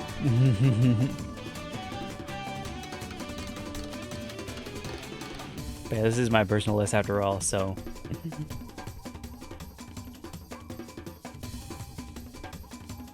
But yeah, if you wish to debate me on anything that you see here, go ahead and just shout it out. Like, you really choose this game over this game? What's wrong? What the fuck is wrong with you?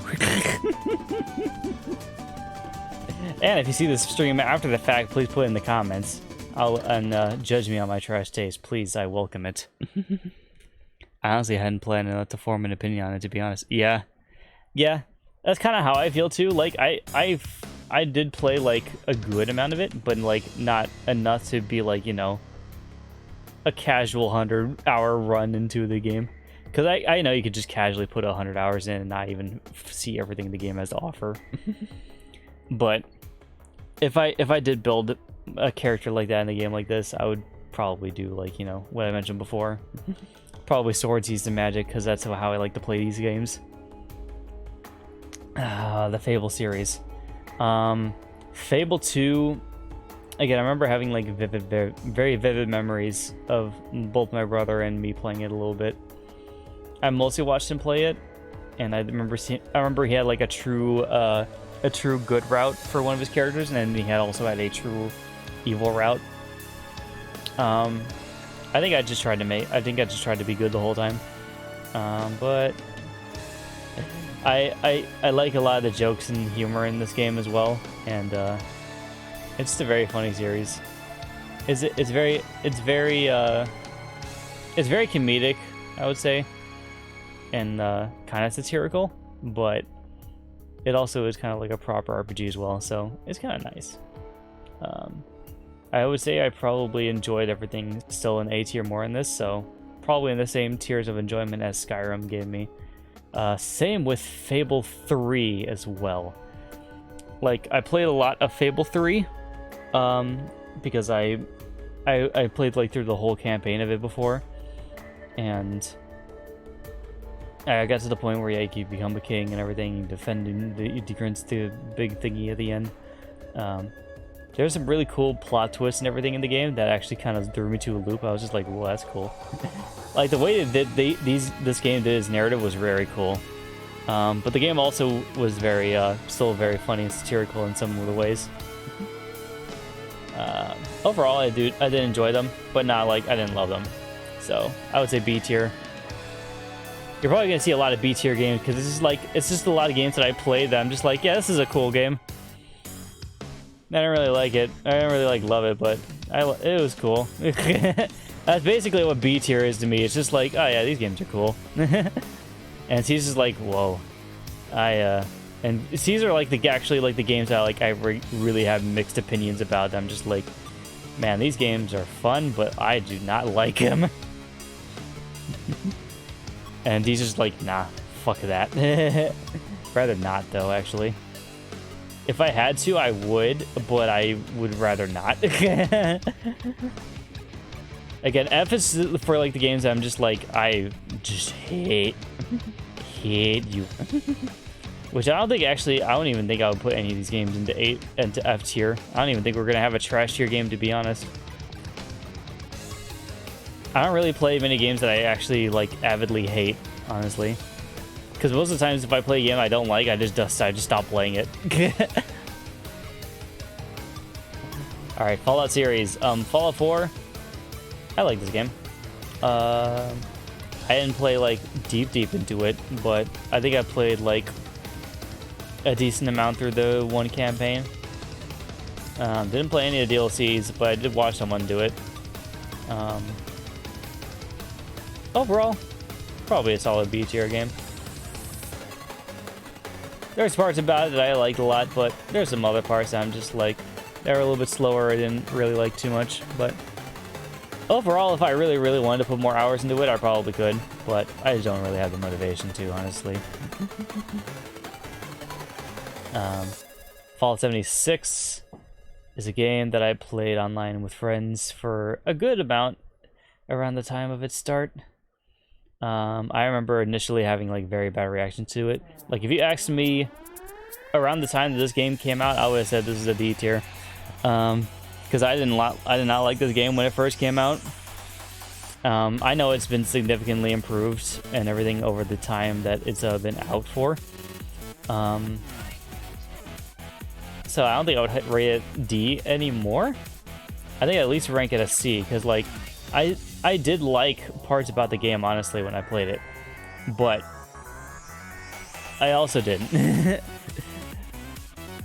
It's a very, like, it feels like it's a free-to-play game that I paid $60 for, and I didn't really appreciate that. Especially also because I'm pretty sure they like very much significantly narrowed down the price of this game over time.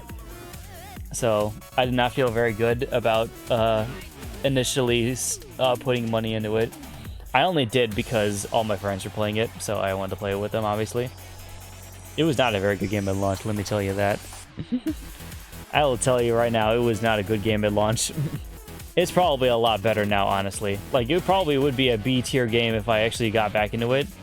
But I just have such a sour taste to it, and I like a lot of games better than it, that I just don't want to go back into it.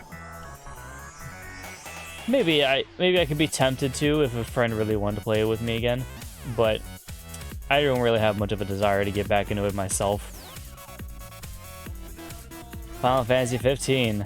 Alright, let me put that right up there. Alright, moving on. That joke is going to be made a lot. I do like Final Fantasy 15 quite a lot, though. I will be honest. I played the hell out of this game when I first got it. I still have not decided to make enough time to play the DLC, but I really want to. But yeah, this is a really cool game. They did a lot of interesting things with the Final Fantasy formula that made this game a lot more different and kind of stand out from its others. Like, you know, they just gave you a whole open world and restricted your party to like the only 4 people and then some guest characters. But for the most part, it was just Noctis and his boys, and Noctis was, for the most part, the only one playable until the DLC came around. But he was pretty fun. I like his warp striking. I like the sword and magic stuff that he can do. I like all the characters of the party. They're all very charming. They're all very cool. The story of the game was pretty cool. Only part of the game I did not like was Chapter 13. I'm pretty sure everyone who has played Chapter 13 can agree with me on that. Chapter 13 was definitely a slog. They just take away everything from you, and they just like, hey, go through a horror game. And have fun with that. Okay. So yeah, it was not the best. It was not the best part of the game for me. But overall, the whole open world aspect of the game, I really like. I like the combat. I really like the setting and everything as well too. All the stuff that you can do in the game too. The game's definitely gotten better over times with updates and DLCs too. So it's just overall a very decent experience if you really like action RPGs and open world games like this. So yeah, I would say a solid A tier. Very, very good game. Five Nights at Freddy's. Oh boy. Yeah, I did play a little bit of this on my own because I was just curious of how it was like in the hot seat. I'll probably actually do like a better full playthrough on stream of this later. I'll save it for Spoopy Month though. But I would say this is actually a really good, decent horror game. Like, there's a reason that this franchise kicked off so well. It's just because it does horror really well. Like, this game really scares you at the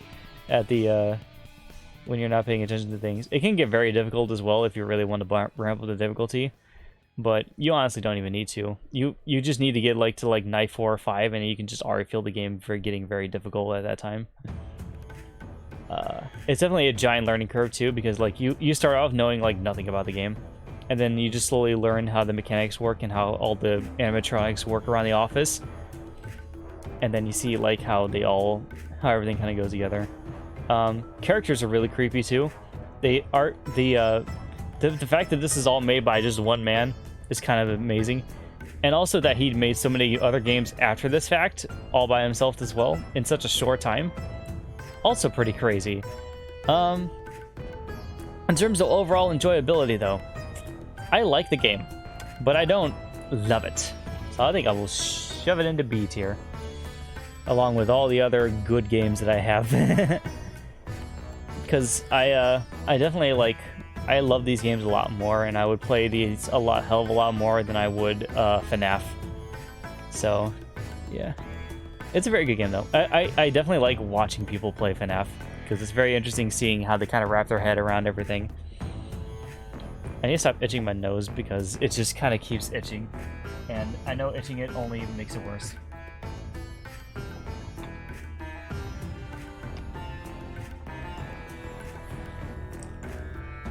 But yeah, I would like to do a full playthrough of the Five Nights at Freddy's series on a stream some point again, if I can help it. Because you're not a true video game streamer until you play FNAF, right? Is that how that works? I don't know. I'm only an amateur streamer. I don't know about these things yet. Alright, For Honor. I played this a lot with Ben. I don't remember how many hours I put into this personally, but I can say it's probably definitely at least over 10. I played the multiplayer for it a good amount. I did a couple of matches with Ben too. Some of the game modes in it are really fun to play. The 1v1 or like the 2v2s are kind of interesting because like they're really like really personal battles, but I personally kind of like the more war-like ones where you're kind of just going to different points and you're following with the whole team of like, you have like a whole army of people following you into battle, and then you can also take out their troops as well. They have also a decent amount of fighting styles in that game too, because of all the characters that you can get in it. It's really cool and really well polished. It also looks really nice, and yeah, the combat system is just really cool to play, because it's like a third-person action game that you kind of just like, you just go up to opponents and have like a really like just one-on-one personal battle with, for the most part. The game really takes the one-on-one battles really well in this game, which is very nice. I actually wouldn't mind playing this more often. I just don't play it much now, mostly because I played it a lot with Ben, and he hasn't really played it as much as in recent times, so I haven't really felt the need to get back onto it. But it's a very decent game. I would probably say this is about as enjoyable as all the other games up here.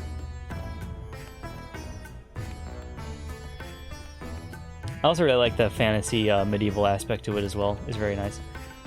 It's actually not so much fantasy, but as it is just medieval war, which is just a cool aspect, a cool theme for a game, to be honest. I like the medieval war aspect a lot for it. Friday the 13th. Alright, Friday the 13th, this is it's basically just it's one of those kind of games, kind of like Among Us, where you're like, you have one like really bad guy going against all the other people who are just trying to survive against them. Except in Among Us, you have like things to try to vote out the person. In this case, you're just trying to escape from a killer who's trying to go around and slash you. I think Dead by Daylight probably does what Five Nights at Freddy's, what Friday the 13th does better. But this is still a pretty enjoyable game. You get to play as like Jason and some of the other slasher people. I think even Freddy was added in this game as well, which is kind of cool. It was enjoyable. I didn't really love it, but I thought it was pretty neat. It's very fun to play with friends, because you can kind of go up to people as a killer and just scare them, or you have to always run from your friend who's trying to kind of come after you. It's overall just a good game, so I would put in the B tier. Stop. Game Dev Tycoon. I like this game. This game was really fun. I got my thing to like basically max full stats to the point that I can basically make a really high tier game all the time now, and just get a whole shitload of money for it. It's like it's kind of like a strategy game, I would say, because you have to kind of assemble a team. You kind of have to do a lot of guesswork on like what kind of things make a good game, and then you release it to the public and see how well that they receive it. Overall, you can you basically just make your own video game company, and you just kind of watch yourself kind of grow among the things.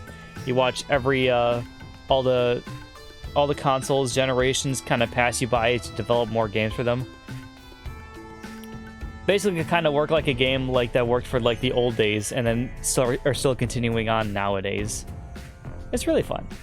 You can make some really interesting games too. Like you can bump up the different settings on all the games as well. Kind of just, you can basically, all the games on this list you could make in Game Dev Tycoon if you got the proper like topics and things to go into them.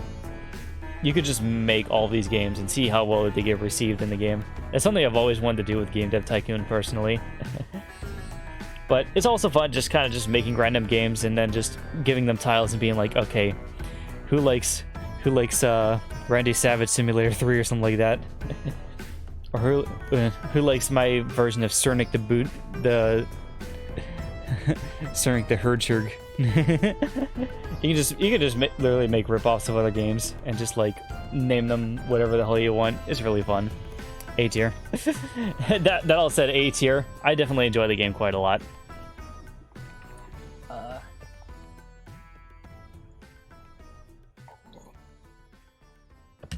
I also really like making tier list videos like this, because it gives me a chance to talk about some of these games that I otherwise would never have talked about. It's very nice. Now Gary's mod. Gmod is pretty fun. I haven't personally I gotta stop scratching my face.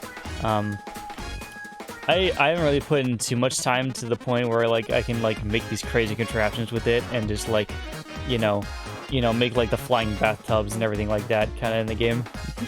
I haven't played much with that aspect of the whole game, or like also joining the servers, even with like I think there's a really like big role-playing community with the Gmod. Honestly, it's kind of crazy. I've wanted to see it was like sometime, but I haven't personally gotten into it myself. But the most amount of things that I have played of this is Trouble in Terrorist Town and Prop Hunt, which I did with friends, and it is quite enjoyable. Prop Hunt is really fun because you can kind of you can try to elude away from friends by turning into all the different objects and see how many of them see you, and you just try to be as quiet as possible as you go by. Try not to give away your position. It's very funny. Trouble in Terrorist Town is also, it's basically just like Among Us but with guns. You you're all kind of just in the same area. You equip a bunch of guns for your people, and you got to figure out who the traitor is before they kill everyone else. Yeah, people who are like different roles, like the detective who can like see what the person was shot by, when they were killed, who they or like who they were before they died, or basically, or like what role they were before they died. So you can see if they were a terrorist that was shot down, or if it was an innocent, and be like, huh, who shot down the innocent? And you know, it's a whole big like social game with all that. It's very enjoyable. I would say all the games in this are just good all around fun. If you just need friends. The only way to play Gmod really well is to have friends. Otherwise, you can just go onto random servers and just meet people in those things. But friends is definitely like the best way to play a Gmod. So yeah, it's really good though. Gmod was fun at first, but it gets really boring after a while. Yeah, I could agree with that too. Like it's not a game that you want to play for long amounts of time. Like once you played it, you kind of know the gist of it and everything. It's good to play with friends every once in a while though. It's just good fun. All right, Gears of War 3, the only one that I remember playing. I remember going through the story of this, and then I remember also playing a lot of the multiplayer. And I did enjoy it. It's pretty cool. It has a really cool like aesthetic and everything to it. And I actually really like the third-person action shooter that it is. I don't know if I would enjoy it as much as I enjoy all the games up here in A tier, but I definitely did enjoy it. So I would probably put it in right along, yeah, with like Battlefield and everything there in the B tier. It's a very, very bloody good time. Which was another game in here, but I never played that. GTA 5. This game is trash. Just put that in the F tier right now. I like GTA. I wouldn't play it a lot, but I do enjoy a good amount of GTA every now once in a while. I know a friend of mine who plays like the shit out of this game. Like, I think they still play it to this day, honestly. They have some serious dedication. I could never do it myself, but good to them that they can at least. I play a lot of the online with friends a lot too, because I wanted to. I like playing around as my character, and I liked just like buffing up some of their things and getting the cars and stuff for money and stuff. Overall, it's fun to mess around with. I wouldn't say that it's I still like these games better, but it's a good game. I probably would like it a lot more also. I probably would maybe even rate it higher had I played like all of the campaign, but I only played like maybe a quarter of the way through. Like in terms of the campaign, for all those who have played GTA 5, I have gotten to the heists, and I think I've done my first heist, and then I kind of stopped after that. So that should tell you in terms of how much experience I have with that. The heists are cool though. They even brought them into multiplayer, and it was fun to do with friends as well. Online, F tier. Story mode, B tier. Oh yeah, is that how you would say it? It's funny too, because I actually can consider the online mode like part of the whole experience. So I kind of just put them in the same category of B.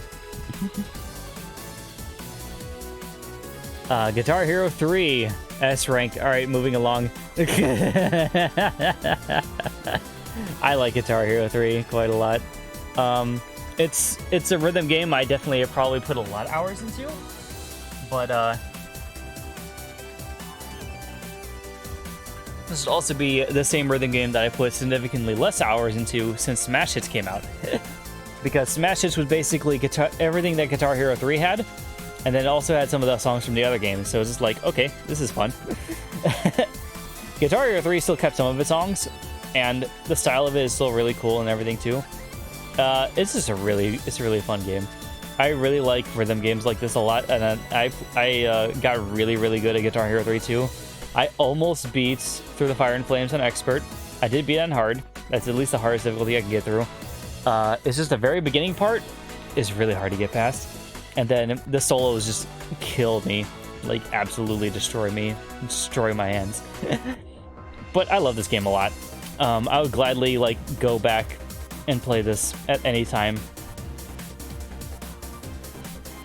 Shame you can't stream the game. Yeah. Yeah, see, that's the thing. A lot of copyrighted music. It's all copyrighted music. So like, you can't stream the game. I could stream it to you personally, Pansy, but I cannot stream it to my lovely audience who is watching me right now.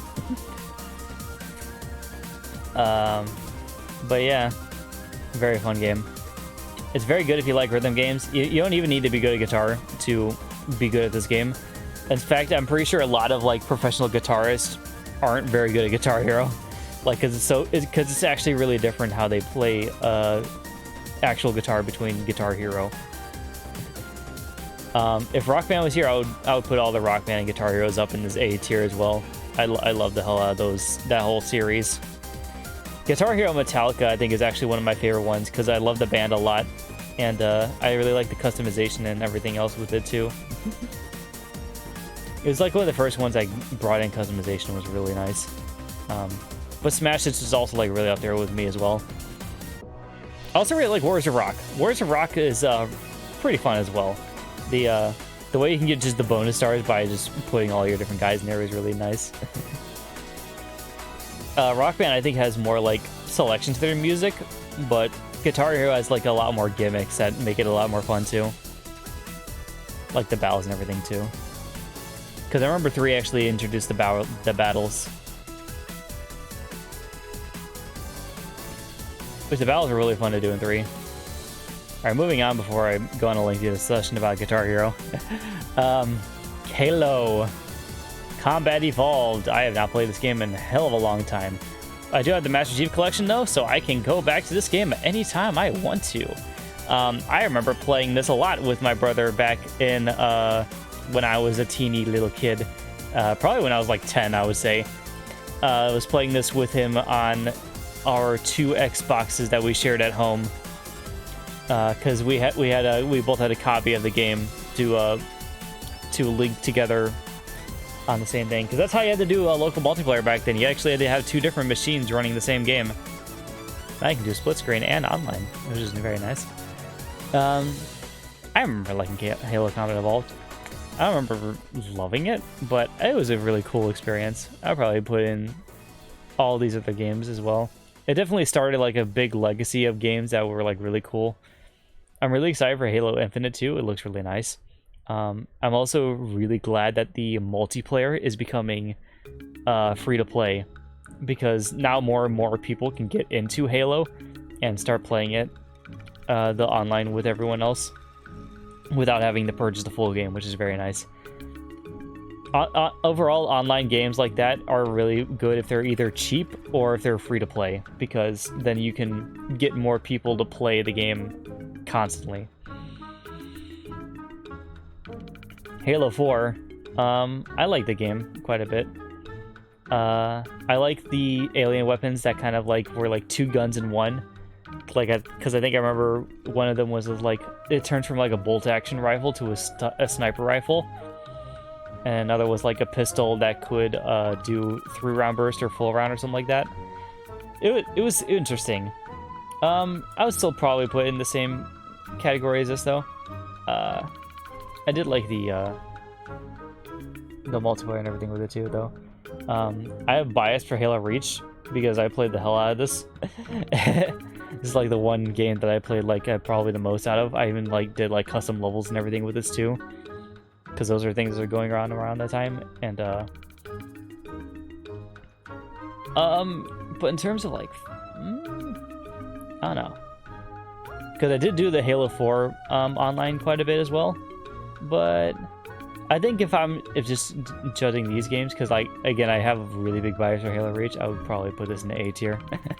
That's probably the extent of it. I wouldn't consider this an S tier game, but it was very enjoyable for what it was. I probably need to play some of the other Halo games too.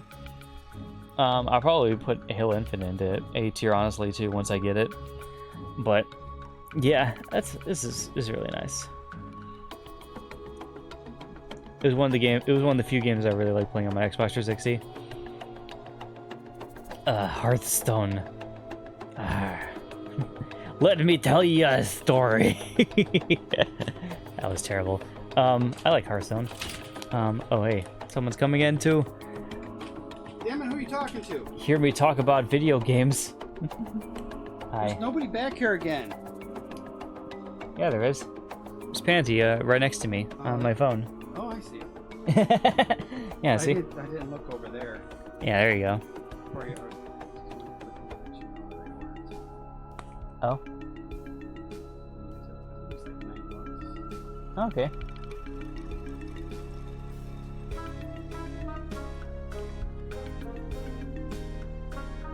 I was about to say, were you gonna show me it or?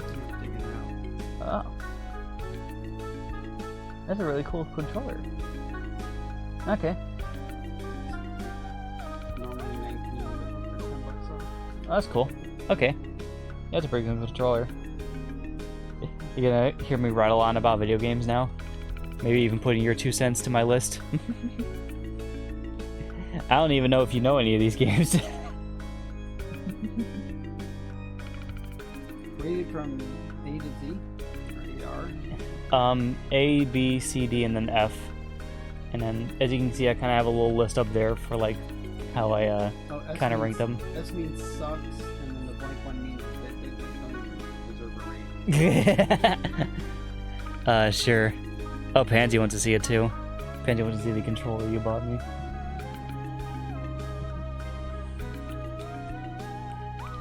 Also, he says hello. There you go. Let me see if this can go up. Oh, shit. Amogus, no. Yeah, that's what they looks like. It's like a little Switch Pro controller with like light up things in blue and red on both sides. $10 off with the special code. Yeah, he saved some good money on it, so yeah. Beautiful. Okay. Now going on Hearthstone. I played a good amount of this game, I would say. Not really like too much now in the newer seasons. I kind of dropped it after a while, just because I didn't really personally feel like playing it too much. But it's a good card game to come back to every now and then. It's like Magic the Gathering for whatever the hell. Yeah, it's a lot like Magic the Gathering, just with a theme on the Warcraft people. Yeah, it's Warcraft the Gathering. Warcraft the Gathering, yes. I do enjoy this game though. It's like one of my favorite card games, so I'll put it up in A tier. I wouldn't mind coming back to this at some point, but a lot of my cards are like out of date now because of all the new packs that came out. So I would have to invest more time into getting the newer stuff again to get better decks. What's the big G? It's Gary's mod. Oh, I could play that on the thing. Yeah. Yeah, basically all these games here are the games I've played, and then I have a whole big list up here of games I haven't even played yet. Yeah.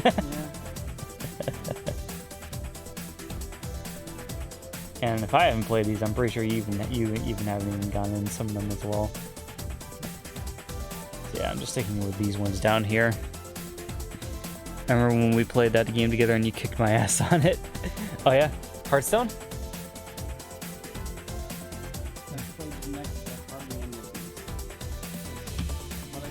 Huh. Okay. I actually don't remember that too much, but yeah. I remember playing it with a couple of my friends, and I do remember having like some good decks against some of them, and some of them kicked my ass too. With me, I would be rating them as how well I enjoyed watching somebody play them. This would be like your how much you enjoyed like watching people. I could do that with this kind of game too, like which of these games are like the most enjoyable to watch people play. Yeah, I'm doing this on a rank of just like the games I've actually experienced and played myself. Like the Assassin's Creed ones are really fun to watch people play. Yeah, Assassin's Creed are fun to play or watch people play. Brutal Legends is fun to watch people play. Same with Apex. I actually like watching people play Apex sometimes too. I love watching people play Detroit. It's one of my favorite things to watch on Twitch and YouTube.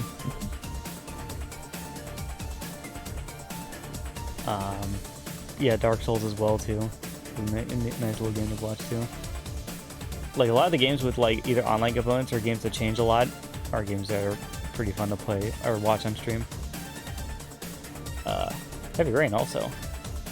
I played this game a good amount.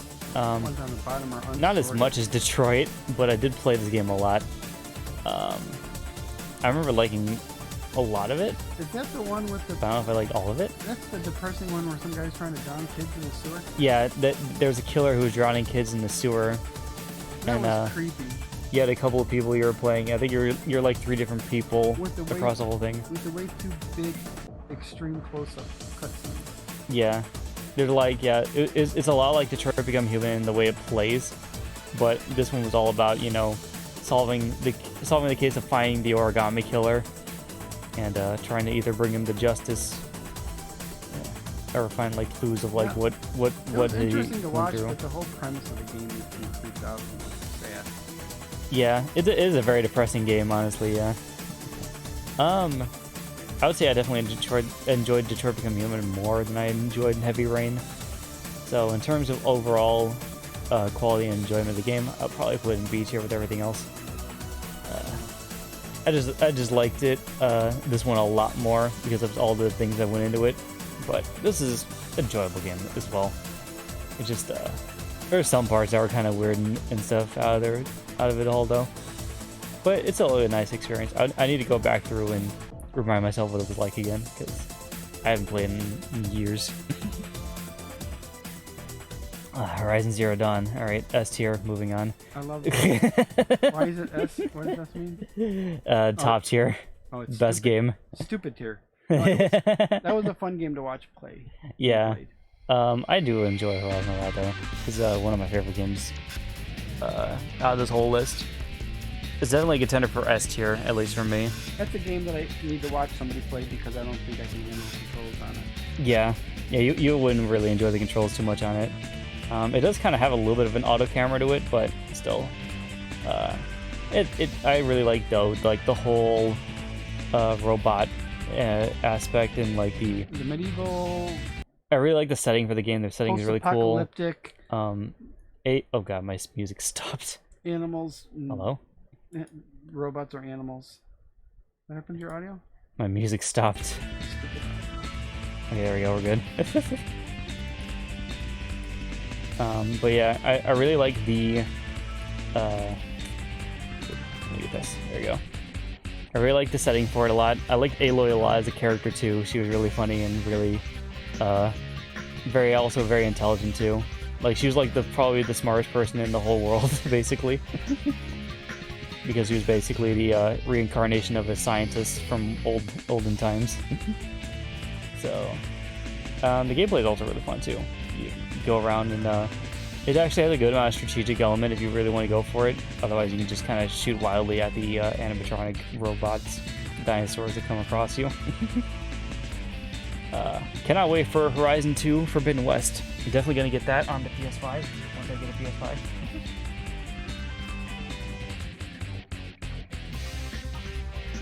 And I also played all of the DLC for Horizon as well. Yeah, we got people doing fireworks outside. It's fun. Alright, moving on. Hotline Miami 2. Yeah, this is an interesting game.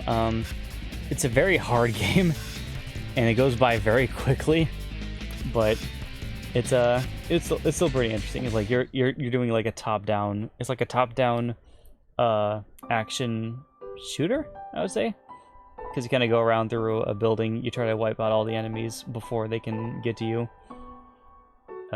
It's very fast with how it goes around because the enemies kind of just fire the things as soon as they see you, and you have to move out of the way or go up and try to kill them as quick as you can. And you gotta go through like a bunch of rooms of people, and you only have like some guns and ammo you can go through. I remember liking the aesthetic and fast action paced gameplay of it a lot, but I don't know if I would like it as much as everything else that's an A tier, so I'll probably put it in B tier. Personally. Kermit's back. Are we voting how trash games are? Yeah. You know it, buddy. You can feel free to judge my list as you see it. Alright, and then next up, Infamous Second Son. I actually did enjoy this game. I know people who didn't. Infamous was another fun game to watch people play. Yeah, it's very visually really cool, and like the whole idea behind of the game too is really nice because you have the supernatural powers with this one guy, and he can kind of control all these like different elements, little stuff like at will. And they could have done like basic elements for this guy, but they were like, you know what, now let's go with the weird shit like smoke and concrete and like neon. It's just like a bunch of like stuff that could be other elements, but they decided to just make it a lot more different and weirder, which I did enjoy.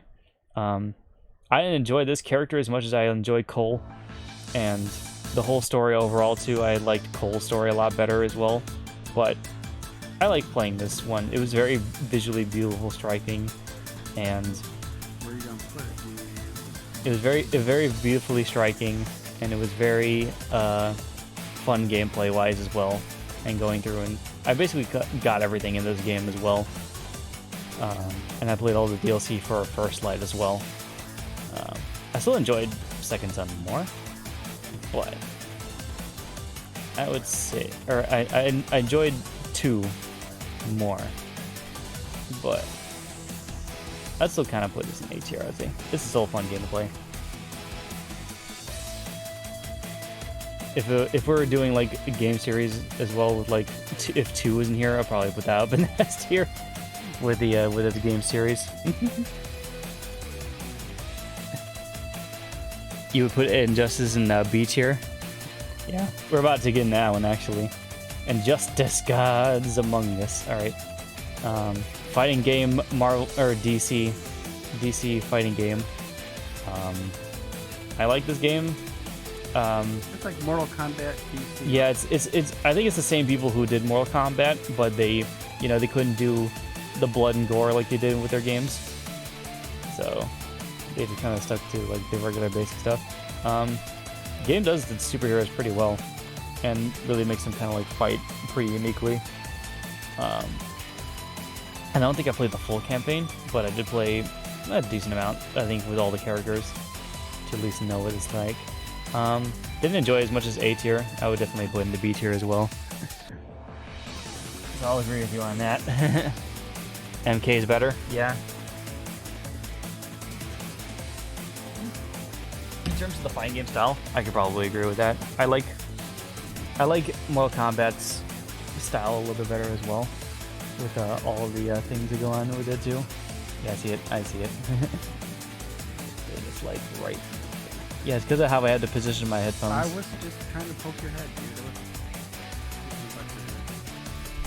I don't know. I can see it though. I like it. It's like a feather in your head. I don't need one of those little hair flip thingies with cowlicks. That's what they're called. No, I don't need a cowlick. I love playing nearly all the Jackbox. Not every game in the Jackbox, but I love the Jackbox series in general. Yeah, I really like Jackbox games as well. I'll definitely put that into an A tier. Those games are really fun to play with people. It's better to play with like people you really know better, like either a group of family members or a group of really close friends. There's some games in some of the party packs that are like they're really good for streaming because then you can play more with the audiences as well. But overall, this is just a good party, fun time to have with a bunch of people with a bunch of people in same room. We should do that. We should play that. Yeah, we definitely should. That would be fun. It would be pretty fun, easy to play too, because if you bring like your laptop or something, we can just connect with all of our phones to it. It's really accessible too because of the fact that it just makes your phone a controller. It's really nice. Just Cause 2. Blowing shit up the game. This game's a hell of a lot of fun. I played a lot out of this game. I almost completed it, but there was a bug in my game on the PS3 version where there was one section that you had to get into that no matter how much I did the tasks for it, it did not count it as 100%. So I did not have that 100% on my overall completion, and it made me sad. I love watching Just Cause. Just Cause is a really fun game to watch too, because you shoot around a bunch of people, you go around on your parachute and your grappling hook, and you make you're just a stunt action movie star. It's really cool. The story of the game is pretty nice too, but like it's like your basic action movie plot where you're going against the big medieval guy, or not big medieval, the big what's his name, dictator guy in the game, and yeah. And then you just try to take back control for all the cities that he's taking control of, destroying all of his propaganda and such. Definitely an A tier for me. I really enjoyed it. I don't even know what to say. When are we gonna play Jackbox? we should definitely do it on stream sometime. We need to get like a bunch of friends for it though, because it would be a lot more fun with like the whole group. Injustice 2, everything in Among Us better with some characters replaced. Oh, I'm trying to read. I'm not sure if I read that right or not.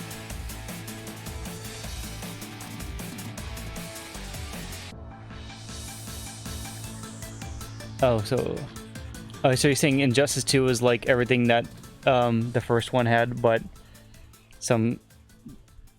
or it was a better version of the first one, but just some of the characters were replaced. I got you. I never played 2. That's why I just kind of put it up here with the did not play list, which is very full, by the way. I did not play a lot of these games, and I'm very sad about that.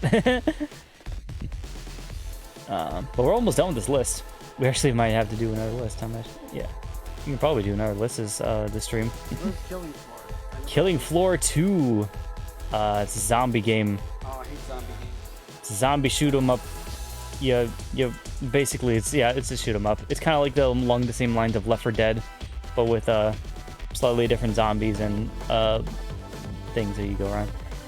Instead of also going through a regular level, you stick in one map, and then you try to fight off against waves and waves of zombies as they come to you. It's overall pretty enjoyable. I enjoyed playing through some of the different classes that you can be in this game. I like the Demolitionist a lot, because I like making things explode. Overall, I think I would actually wouldn't mind playing this game more. It's a game that's better to play with friends, because it's you can do it in a multiplayer setting, but I really like it a lot. I just forget also if what I own it for. I might not own it much anymore because I think I was borrowing it from someone, but it was really nice for me. And finally, to finish off the list, Kingdom Hearts. Just gonna put that right there. Nah. A tier for sure. I really like Kingdom Hearts. I like the other Kingdom Hearts games better than the first one, but the first one is definitely better as a standalone game, because like you don't have to know anything about the Kingdom Hearts series to play the first one, because it was the very first one to start everything off, and it kind of finishes its own story by the time the game is done. It's just everything that comes after the first Kingdom Hearts kind of bases off everything that came before it.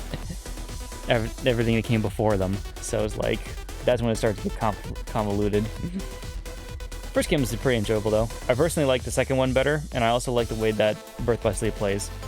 But first one is also very enjoyable. I would definitely put up an A tier with everything else. Would not mind playing it again as well. Which I definitely can too with the HD collection that I have on my PS4. Alright, and now for the final battle. All the A tiers. We need to pick one to rise into rank of S tier.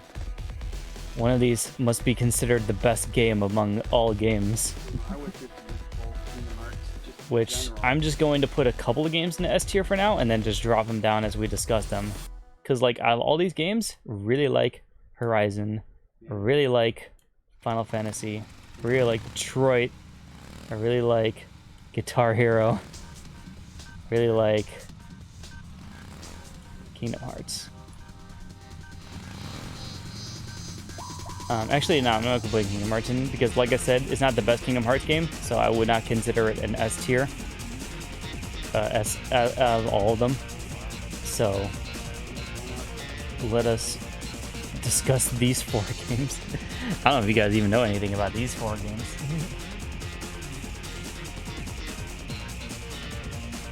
Well, Guitar Hero with the extra minutes.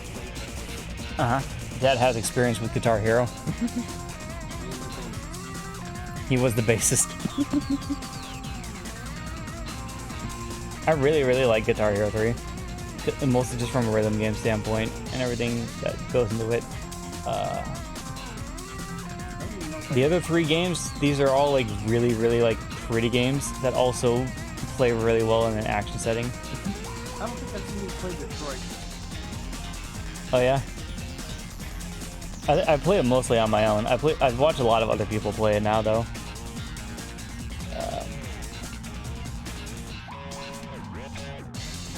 Is that Final Fantasy the one with the car? Yeah, this is the one where you drive around in the car with 3 other dudes. Yeah, you can also use chocobos. It's a giant open world kind of type. Out of those 4, it's my favorite one to watch. Yeah, it is very interesting. Yeah, I'll agree with that. I still think this is the most enjoyable to watch personally, for me at least. I don't even know how to decide between. I might just leave these, honestly. Here you go. My top 4. Or should I do top 3? Because if I do top 3, then I'll probably put Guitar Hero down and just consider these my top 3.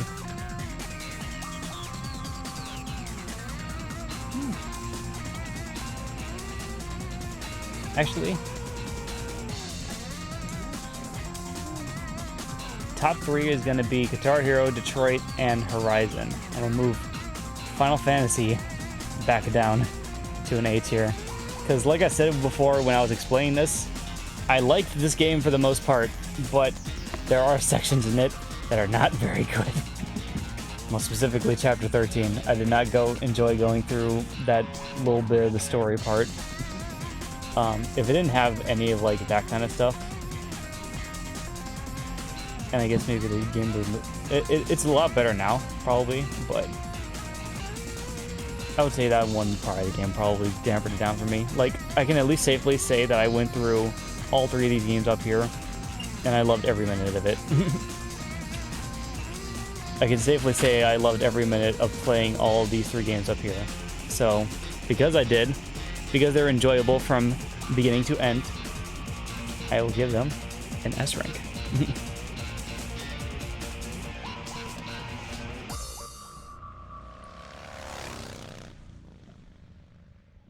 Yeah, I think that's where I think I'm safe with that. Make the top 3 like those ones, and then all these are the ones at the bottom. So funny enough, we only have one bad game, and it's not even a trash tier. There's not any of these games that are really even considered trash. Like, if I played some more of these, I probably would consider them trash games, but I have not played the rest of these. So also, yeah, let me move this back down the list where it originally was.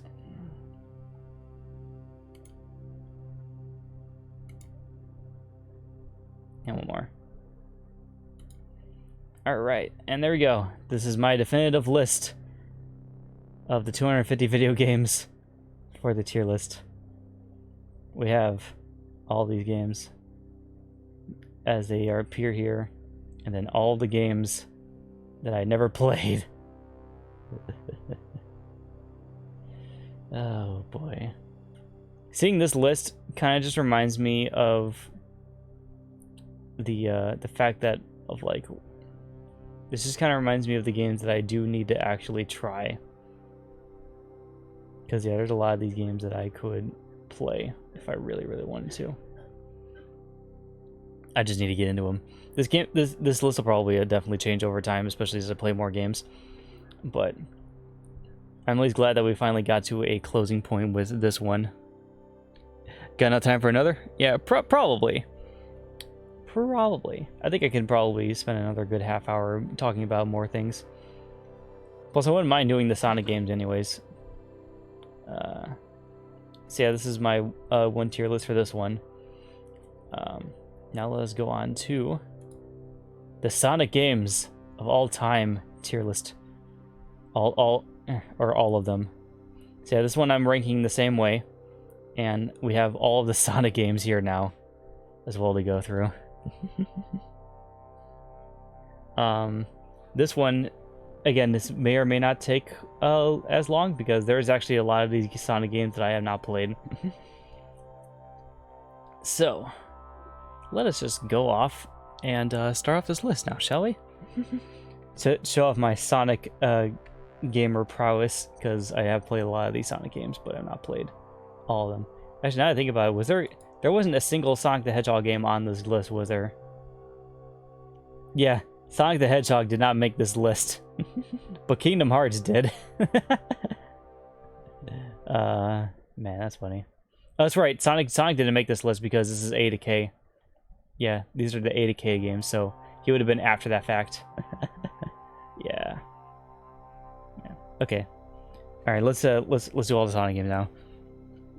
So, I need to focus on some of these, because I don't even know some of these.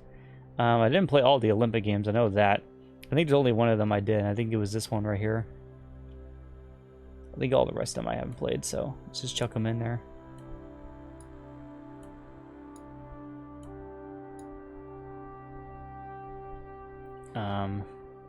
Man, it is hard to read some of these actually.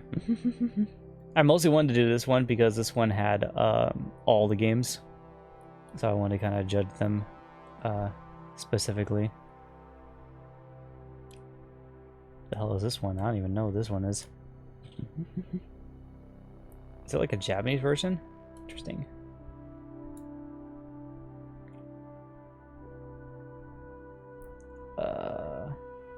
Let me just kind of skim through more of this. Sonic Jam, is that it? Is that what that says? Never played that. I don't know. I don't think I played that one either. I'm trying to think about all the ones I did play or not. Or that I have kind of played a little bit of things for. I haven't played this one. Played these two though. Don't know what that is. Sonic Cafe, nope. Don't even know what that is. Let me know if you know what any of these are, Pansy, that I'm putting into this list. I don't know what this is. I'm pretty sure I haven't done that one. Same with that.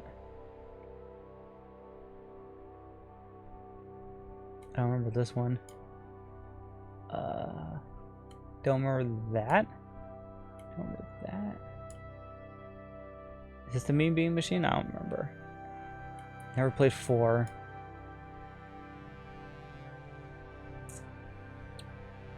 I'm kind of just trying to look at the ones that I remember. I never played Sonic Advance though. I know that for sure.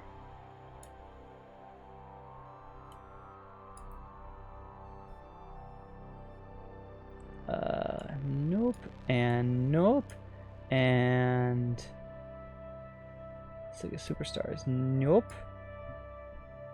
Superstar, nope. I don't think I know that one. Don't think I know that one. Don't think I know that one. Don't think I know that one. Never played Sonic Boom, or Rise of Lyric, or Shattered Crystal. Never played 3D Blast. Don't think I played that one. Sonic CD. I did play a little bit of it. That's Sonic Battle. Okay, I never played that one. Never played Sonic Chronicles. What is the difference between these two? There's just two Sonic colors on here. None of that one. Don't think I know that one. Don't think I know that one. Don't think I know that one. I know that one. And I played Sonic Drift. I didn't really play all of Sonic Free Riders too much, so I can't really say anything about that one. Oh, there, I see. Okay. Oh, that's what that's got to be. Yeah, this is the DS version, and then this is the regular version. Okay, because they're technically different, yeah. I never played the DS version of Sonic Generations, though, so I'll put that up there. Never played that. Never played Sonic Jump 2. Don't remember playing that one. Or... yeah, I never played Lost World either. I would like to change that eventually, but I never played it yet.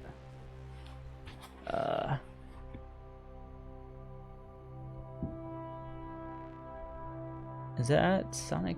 Yeah, that's Sonic Mania? I know this is Sonic Mania, but what is this one? It looks the same, similar. I don't know.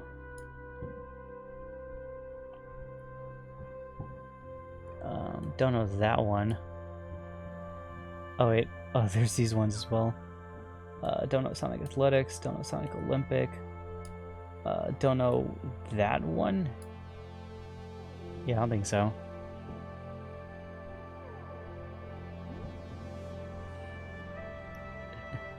I don't know if there's an issue on my end, but the stream is lagging. Okay. Oh, I do notice, yeah, there's stuff on the thing here. Yeah, some skip frames. Okay.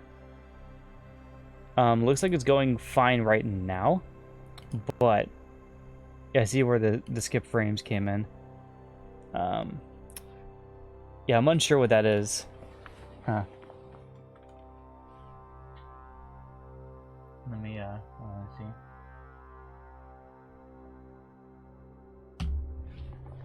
Let me see if I kind of just flip through some of these. If I flip to this, and I flip back to the browsers, okay.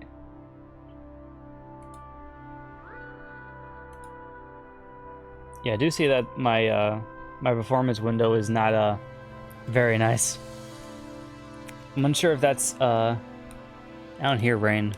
It might just be the people shooting fireworks. I don't know if the fireworks are actually disrupting the stream or not at all, but it might. Hopefully it's not too bad though. At least I'm thinking hopefully you're able to at least hear me, because that's the most important part. Never played much of Rush Adventure. Never played Rush. Don't remember playing that one. Don't remember playing that one. Don't remember playing that one. Don't know that one. Don't know the it's Sonic the Fighters. Nope. Nope. Is that Sonic 2 for the app, or for the oh wait, no, is that supposed to be Sonic the Hedgehog? One of these is supposed to be Sonic the Hedgehog, right? Like the original. Is that what this one is? No.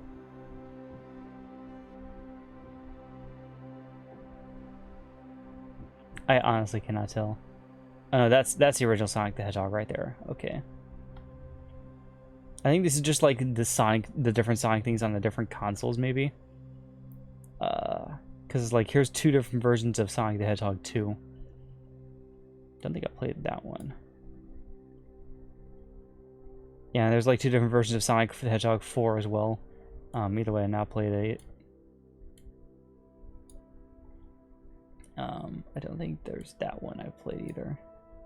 A lot of these I just don't recognize. I'm just kind of just throwing them in. Don't know that. Don't know that. Don't know golf. Sonic had a golf game? Okay. Don't know that one. Don't even know what that is.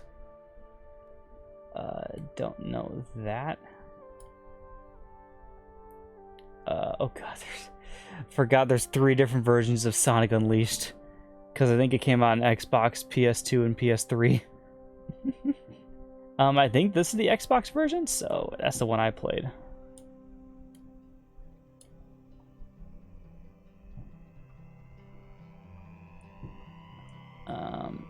Wait, is that Sonic? No, that's something else, right? No. What is that? Is that Sonic X? I thought that was a show, not a game.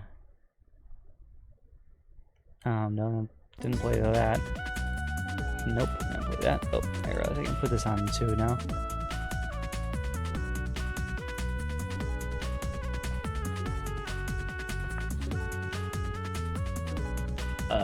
Did not play the Tails game. Did not play the other Tails game. Didn't play any of the Tails games, actually. And, hold on, so let's see. Is this Team Sonic Racing right here? Looks like it. Yeah, this looks like Team Sonic Racing right here. Yeah, they have the other racing games up here, but I'm pretty sure this is Team Sonic Racing, okay. And Sonic Colors has 2 different versions. I think this is, yeah, this is the DS version, so I never played that one. Okay, let me skim through these to make sure that none of these are... I don't know what this is. I haven't played this one either. Alright, but yeah, the rest of these look familiar to me. Informed, yep. Dash, Sonic Forces. Oh yeah, that's Sonic Forces Battle, right? Yeah, because this is Sonic Forces. This is Sonic Forces Battle, right? Yeah. This is Sonic Forces. Okay, this is Sonic Forces Battle, though. That's episode Shadow specifically, okay. Sonic Fever. Yep, Sonic Mania. Sonic Riders. Oh, Sonic Riders Free Gravity, that's right, okay. I remember playing the original Sonic Riders a bit. I don't think I played the other ones, though. Oh yeah, Sonic Rivals. I played the first one, not the second one. That's Sonic Runners. Oh, I haven't played those yet, actually. I do have them, though.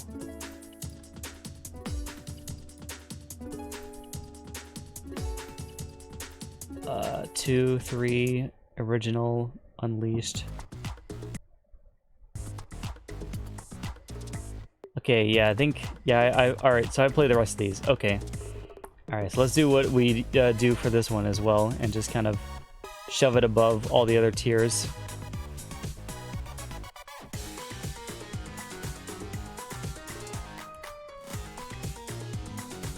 And there we go. We have our haven't played tier now.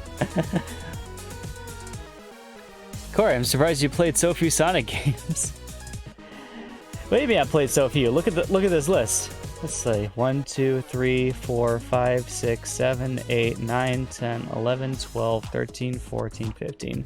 There's 30 Sonic games in this list. You call that little?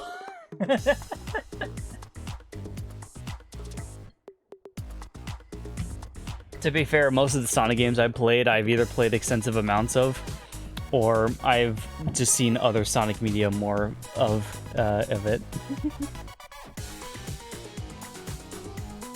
All right, but yeah, let's go through this list now, shall we? I'm probably gonna pull some of them at random. I want to try to kind of go in as much of a chronological order as I can, just so I can start getting some of those out of the way, I guess. Like the original Sonic the Hedgehog. Let's start with you. So here's the OG, the one that started it all. All right, I would say for Sonic the Hedgehog here. I really like Sonic Hedgehog, the first one. I didn't get like really too far into it at all, but I always remember playing Green Hill Zone and then a little bit of, I think, the second stage as well. I like some of the 3D ones. I'm more of a 3D bias for Sonic games as for myself. I don't really like the 2D ones too much, but I still think that they're very good games, so I'll put you in a good game category.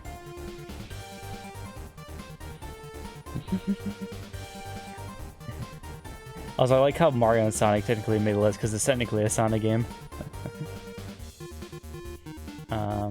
Actually, let's get one of the big ones out of the way. Sonic 06. This is a very debated about one about the Sonic community. I remember this. This game is bad. Don't get me wrong. This game is bad. Would I consider it trash though? I mean, there's some like, there's like a little bit of good, and I mean like very, very, very little bit of goods. Like the story and everything that's behind it, and all the characters and everything, they're done pretty well. But nah, it's a trash. I think we could safely say that Sonic the Hedgehog 2006 is trash. Trash bottom tier. Probably the only one I'm gonna put there, honestly, too. Because this is like actually the worst Sonic game that I could think of. I played all the way as much as I could firsthand, and yeah, it's just not a very pleasant experience, I'll tell you. As someone who has gone through like basically all the main stories, it's not a very enjoyable experience. I don't even know if I don't think I even finished the last one because I couldn't bring myself to do it. It was like the last story for like the other adventure games, but just because of how the game is, it just does not work so well. Let's actually, I'm just gonna kind of go about this in no random order. I'm gonna just say as the games kind of come to my mind, I'm just gonna talk about them. Let's talk about a game that I have recently done on a stream, which is Sonic Adventure DX. I played through all of this game eventually. Found out that it is quite an enjoyable game, but there are also some parts that I definitely don't like about it. So, I think overall, I would give it a B. Because, like, I like this game. It's a good game, but there's some parts I just don't like about it. Same with Sonic Adventure 2. Like, I like Sonic Adventure 2 at least better than DX, but there's still some parts about the game that I just don't really like. Mostly like some of the harder levels and like the last level. Like as the farther you get into the game, the more bullshit it becomes. I didn't really enjoy all the space levels in Sonic Adventure 2, gotta say. And since we're putting those two in this category, we can kind of just put these two here within the same category, because all Sonic Adventure 2 Battle did was add the battle mode and to Sonic Adventure 2, and I guess maybe some differences with the gameplay. While Sonic Adventure DX, which just like had more cutscenes and stuff than the original did. So yeah, I think I would safely put all these in a B rank though. They're good games, but they're not great. And this is coming from someone who has played the Adventure series quite well for quite some time, especially in their youth. I played the hell out of these games in my youth, but they're good. They're just good games to me. It deserves S tier just for the chows. You know that is true. The Chow Garden is the main saving grace, and that is one of the main reasons why going back to those games is very fun. I'm gonna stick them in B for now. I might consider moving them back up in the A tier to see just to see what like comes up in the A to B tiers. Because again, like I said, if any of these look weird to you, call them out, because I am most likely just biased. Or not biased enough. Or not considering the whole game in terms of the whole experience. Shadow the Hedgehog. Yep, just gonna move that up there. Alright. I personally enjoy Shadow the Hedgehog quite a lot. One of my favorite Sonic games. I really like the multiple routes you can take in it. I like I like Shadow the Hedgehog as a character as well. The story is a weird mix of just like, oh, this is very intriguing and interesting, to this is very weird and predictable. But I still enjoy it regardless of everything. I like going through as just as a traditional Sonic stage, and I also like going through and picking up guns and then just shooting the things that I need to kill in the game. It's very interesting. It's a very it's like an action-based Sonic, or it's like a more shooter/action-based Sonic, which is kind of interesting. I like what they were going for with it. Alright, I really like Sonic Generations as well. I'm just gonna move that up into A tier as well. Sonic Generations is a celebration of Sonic. So it has 2D and 3D stages. Both of them were done pretty well as well too, because you have the boost formula from the newer games, and then you have the classic 2D Sonic side-scrolling from the older games, kind of mix into one, and then also kind of bring the stages into both styles as well. It was just overall just a really nice experience.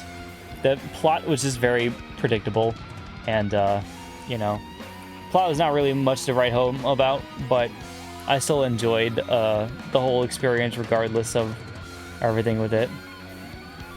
Some of the challenges were kind of weird how they added them in, but the main stages were all really great.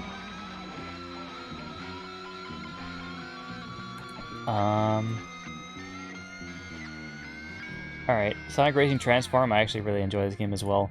I really like the racing games a lot, because like I said, like I'm actually really into racing games actually. I like Mario Kart, and then like this game is like very similar to that game in style as well.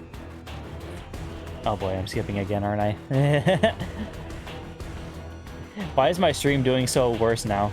This is strange. Okay. But yeah, I played a lot of this because I really like the music in it. I really like the tracks, and I like playing as like all the different characters in as well. It's very nice. I never beat the game because the game is just hard as balls at some point.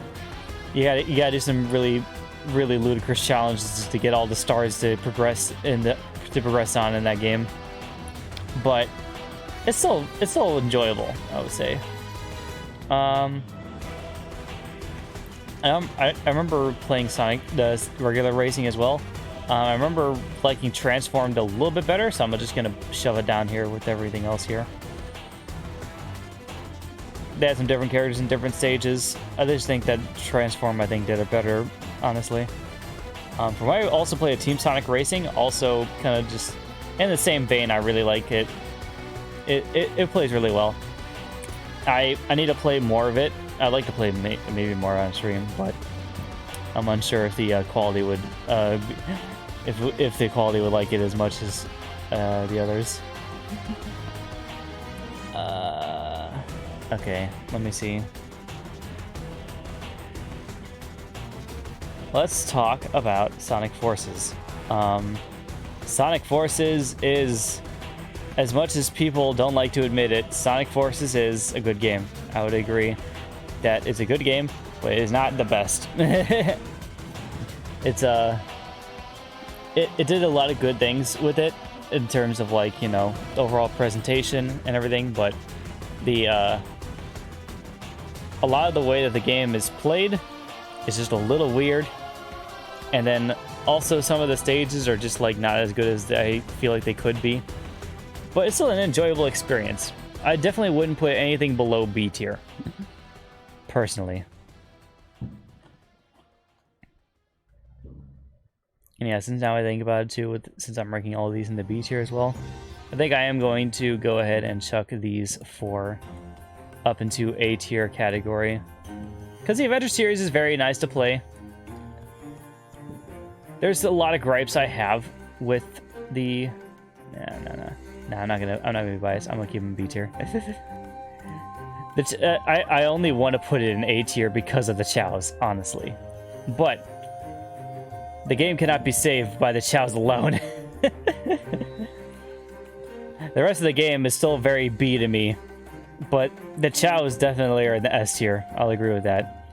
If there was Chow Garden SA2 and SA1 here, those would be, you know, those would go be straight in S tier. Mario and Sonic at the Olympic Games. I'm just going randomly at this point. Sonic and Mario at the Olympic Games is a very weird and interesting game, but I do like them. They're just good to me. I don't really know what else to say besides that. They're enjoyable, and they have a weird plot with them and everything, but like, they're just kind of like good games to me. Like, I like playing the stuff in it. It's just... This guy just belongs in the same category as all of these, honestly. Oh yeah, by the way, also, because we talked about Sonic Forces, episode Shadow was very nice. It had some very cool music, and it's very disappointing, though, I will say. So I'll put it in C tier, because it was good, but holy crap, it could have been better. Like, it was 3 stages, which lasted like a whole total of like a half hour, and that was it.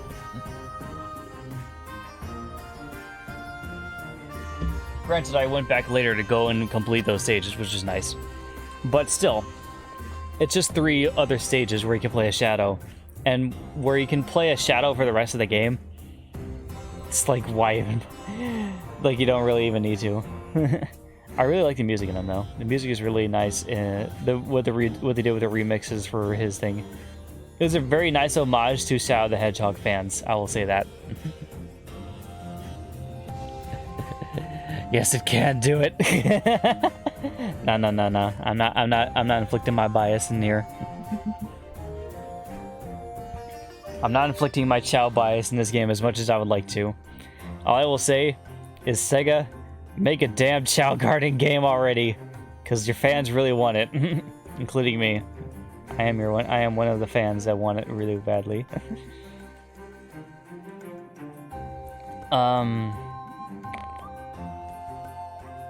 Let's go through all the phone games, because the phone games are kind of like a weird neutral territory with me. Sonic Dash is fun. It's not terribly good, but I like it. It's free to play. And, you know, free to play just brings it down for me. Like, if I didn't have to deal with all the free to play aspects of it, it probably might... It might even be a B tier, but I would still probably keep it in C tier. It's not bad, but... It's a nice little game to play on the side if you really want to. Same with Speed Battle. Same with Jump. Same with Jump Fever, honestly. All the Sonic phone games are kind of just like, they're pretty good quality, but they're like not much compared to the mainline games. you get about the same amount of quality as you get from episode Shadow there with that one.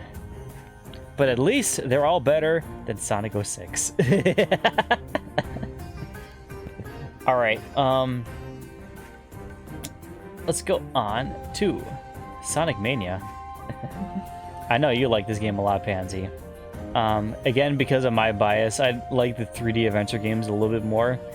I don't like the 2D games too much, but what they did with this game was really nice. That it really deserves some praise. I probably would put it in the A tier if I like played more of the game and I felt more fulfilled and satisfied with my experience. But again, it's hard for me to get into the 2D Sonic games personally. So I'm gonna personally just chuck it in the B tier, because it's still a good game. I enjoyed parts about it, but I still like the 3D ones a little bit more, and some of the racing games a little bit more as well. As you can personally see here up here. Sonic Unleashed is a very good game. It's just Eggman Land is a pain in the fucking ass. I actually really like Sonic Unleashed, even the Werehog sections. I kind of like the beat 'em up sections of it. It's a little annoying at times because of how long it goes on to be, and the fact that the music kind of kicks in every single time you go into a fight. But it's still a very, very cool, very, very good game. I really like also the aesthetic as well for it as well. It's just Eggman Land fucking kicked my ass and I can't get past it, and I'm just kind of stuck there now and I hate it. I hate it, but I love the rest of the game, so I'll place it in A tier. All right. Sonic Rivals is a weird one for me. I'm going to talk about this one real quickly. I played this on my PlayStation Portable for quite a while. I played, I think, for most of the main campaign. It's a fun game. It's not very, very good, but it's fun. So it's a B for me. It's entirely a 2D side scroller. It's kind of like it's like a battle mode. So it's kind of like what they did with Speed Battle here, except only on a 2D plane. And you just pick up power-ups as you go along the way, and you try to slow down other people and try to get to the goal before they can. Kind of interesting how they did it. I personally enjoyed it. Fair assessment, yes. Sonic Riders. I played this game for quite a while. I really like the style of it a lot. Gameplay-wise, B. It's a game I do like a lot, and I feel like I would like it more because it's like a racing type of game. But I feel like it's also a little weird in some places. So I probably would need to revisit it again, and maybe it would be an A tier for me. Speaking of, here's some Sonic for it. Here's some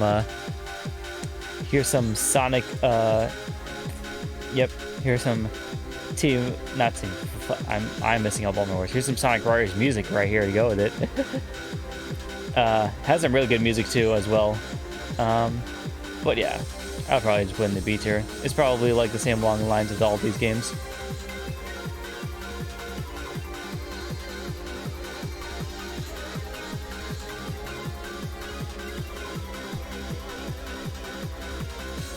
Sonic Heroes.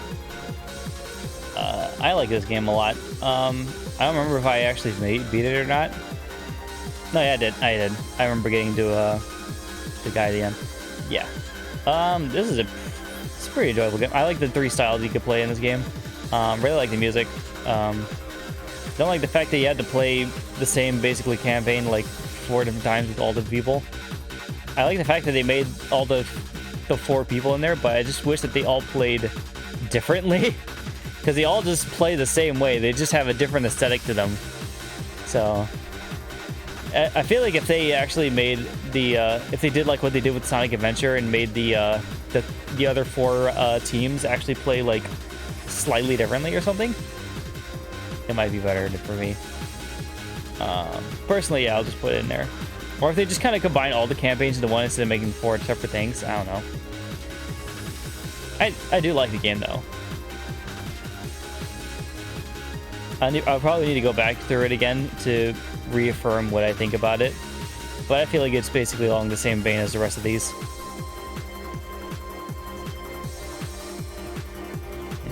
Yeah, like I said, like especially with the last tier list I did as well. Don't feel bad about me putting anything into B tier, because I think everything in B tier is a good game. Like the only things I think that are like weirdly average are the C tier, but everything in B is just like this is fun. This is a fun game to play. It's just I think these are better. I just think everything here is better.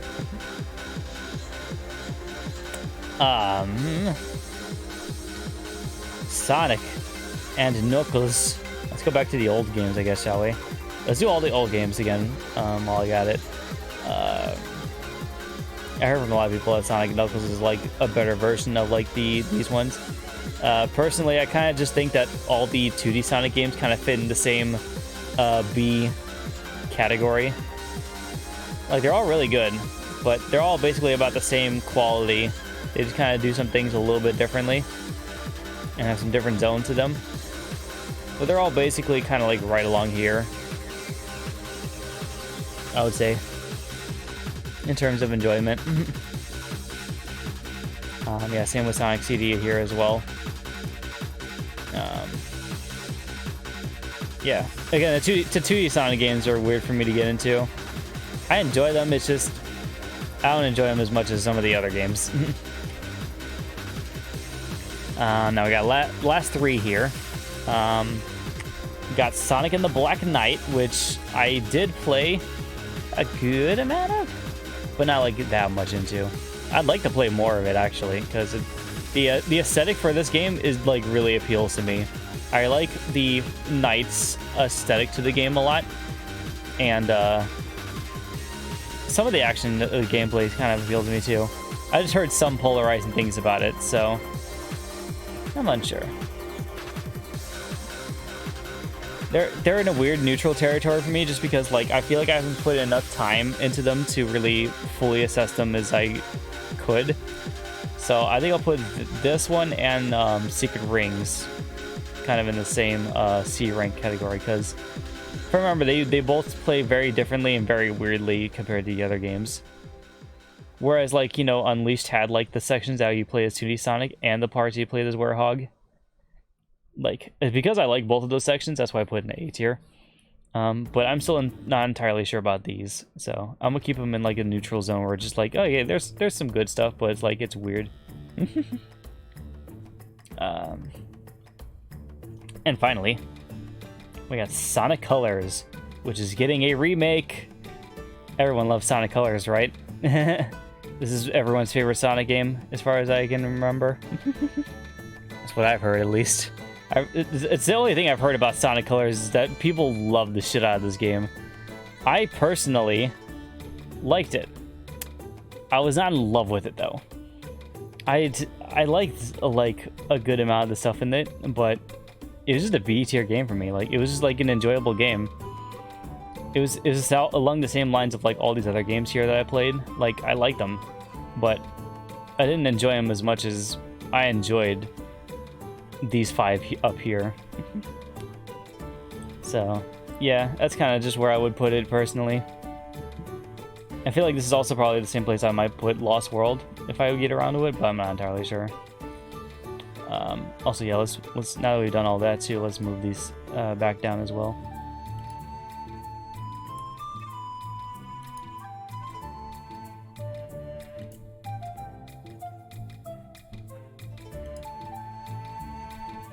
Alright, there we go. Cool. And now we must pick one game out of these 5 to be our S tier. Who shall it be?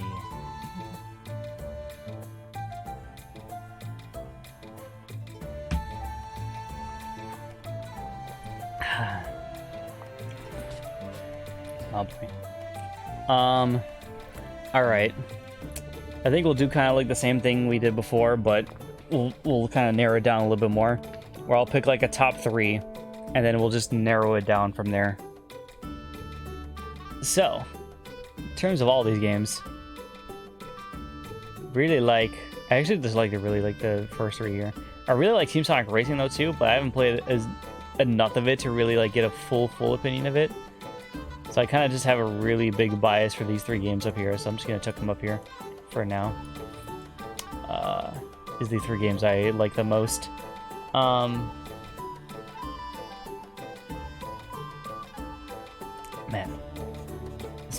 this really makes me kind of think of just like, which of these do I like the most though?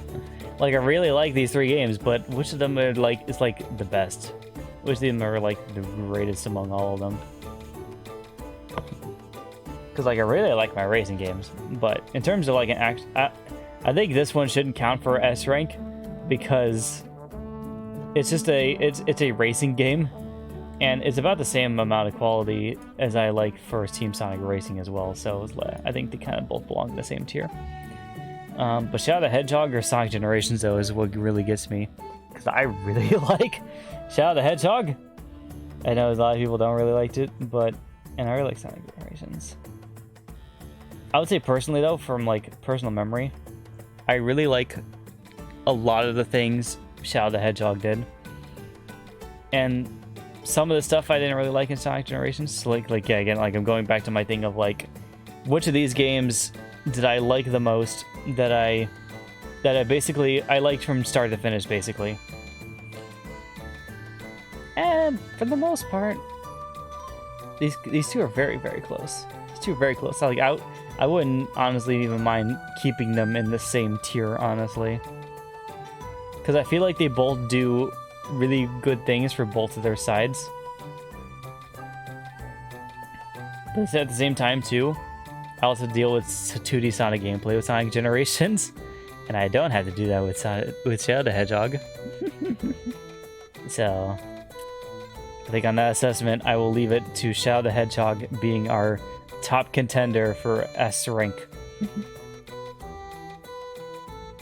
And again, like, it's funny too, because like with this game, with our other game list, we had 1 D tier and then no trash tiers. And this one we have no D tiers, but 1 trash One game that's just entirely trash above all else. And unsurprisingly, is Sonic 06. So yeah, here is my definitive list of Sonic games that I have played. I really wish I knew what some of these were, because like some of these, like I see the icons for, I'm just like, what the fuck are you? Like I didn't even know that Sonic Jump had this thing and a sequel apparently to it as well. It's weird. Also Sonic Athletics, like what? I have always wanted to play some of these though. Like I wanted to play the Dark Brotherhood game or Dark Chronicles games, because it's like a they take Sonic into an RPG format, which is kind of neat. I also want to play Runners. I have it on my phone now, but I haven't gotten into it yet. And then just all the others are just basically they're just other versions of the other things. Also, I'm not crazy, right? This is Sonic X, right? Why is this in this list? This isn't a game, right? Unless they made it into a game, and I just didn't know about it. Oh, nice. You want to shout out Hedgehog to be S tier? Well, yep, there you go, Pansy. I think I remember playing like a little bit of 3D Blast, but like I never played all of it, so I wouldn't even consider like doing anything with it.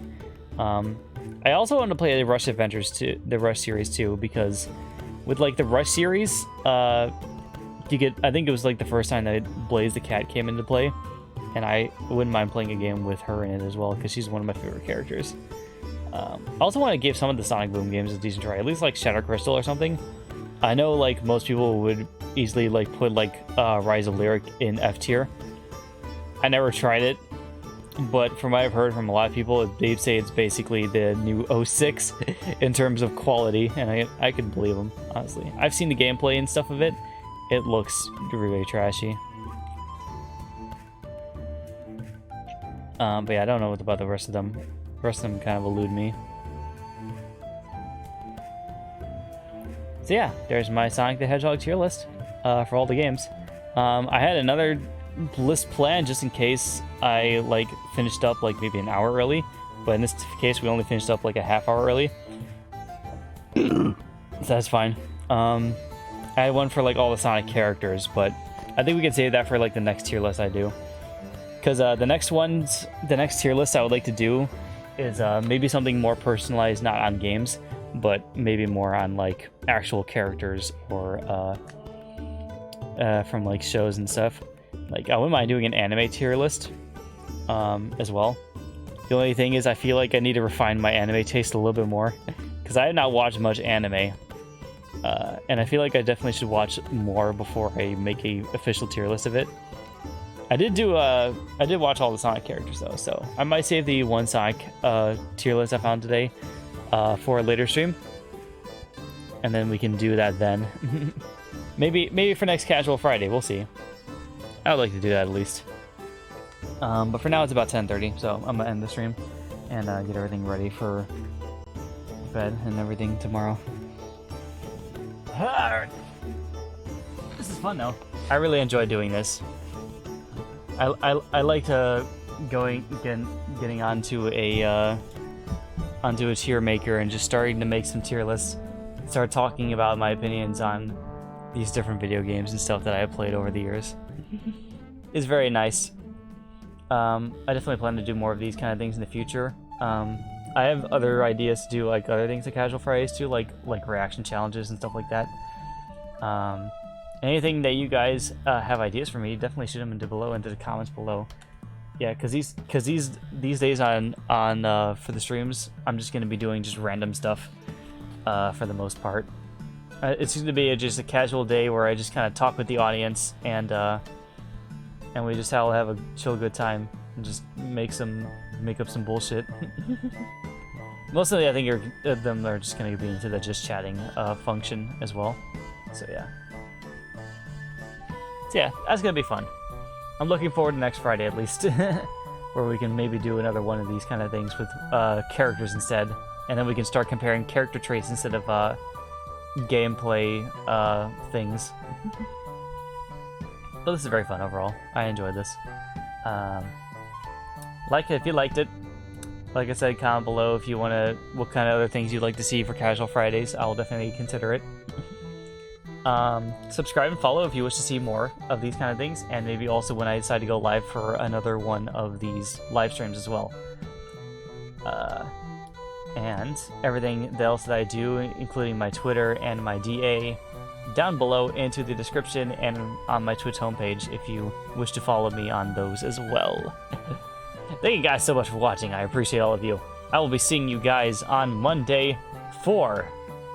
What are we doing again? Oh yeah, drawing. We're going to be doing more drawing on Monday. Also, by the way, special surprise in case you guys have not seen it on Twitter yet, I am bringing back the Pride Month March because I decided after the days that I wasn't able to work on it, that I was just like, I may as well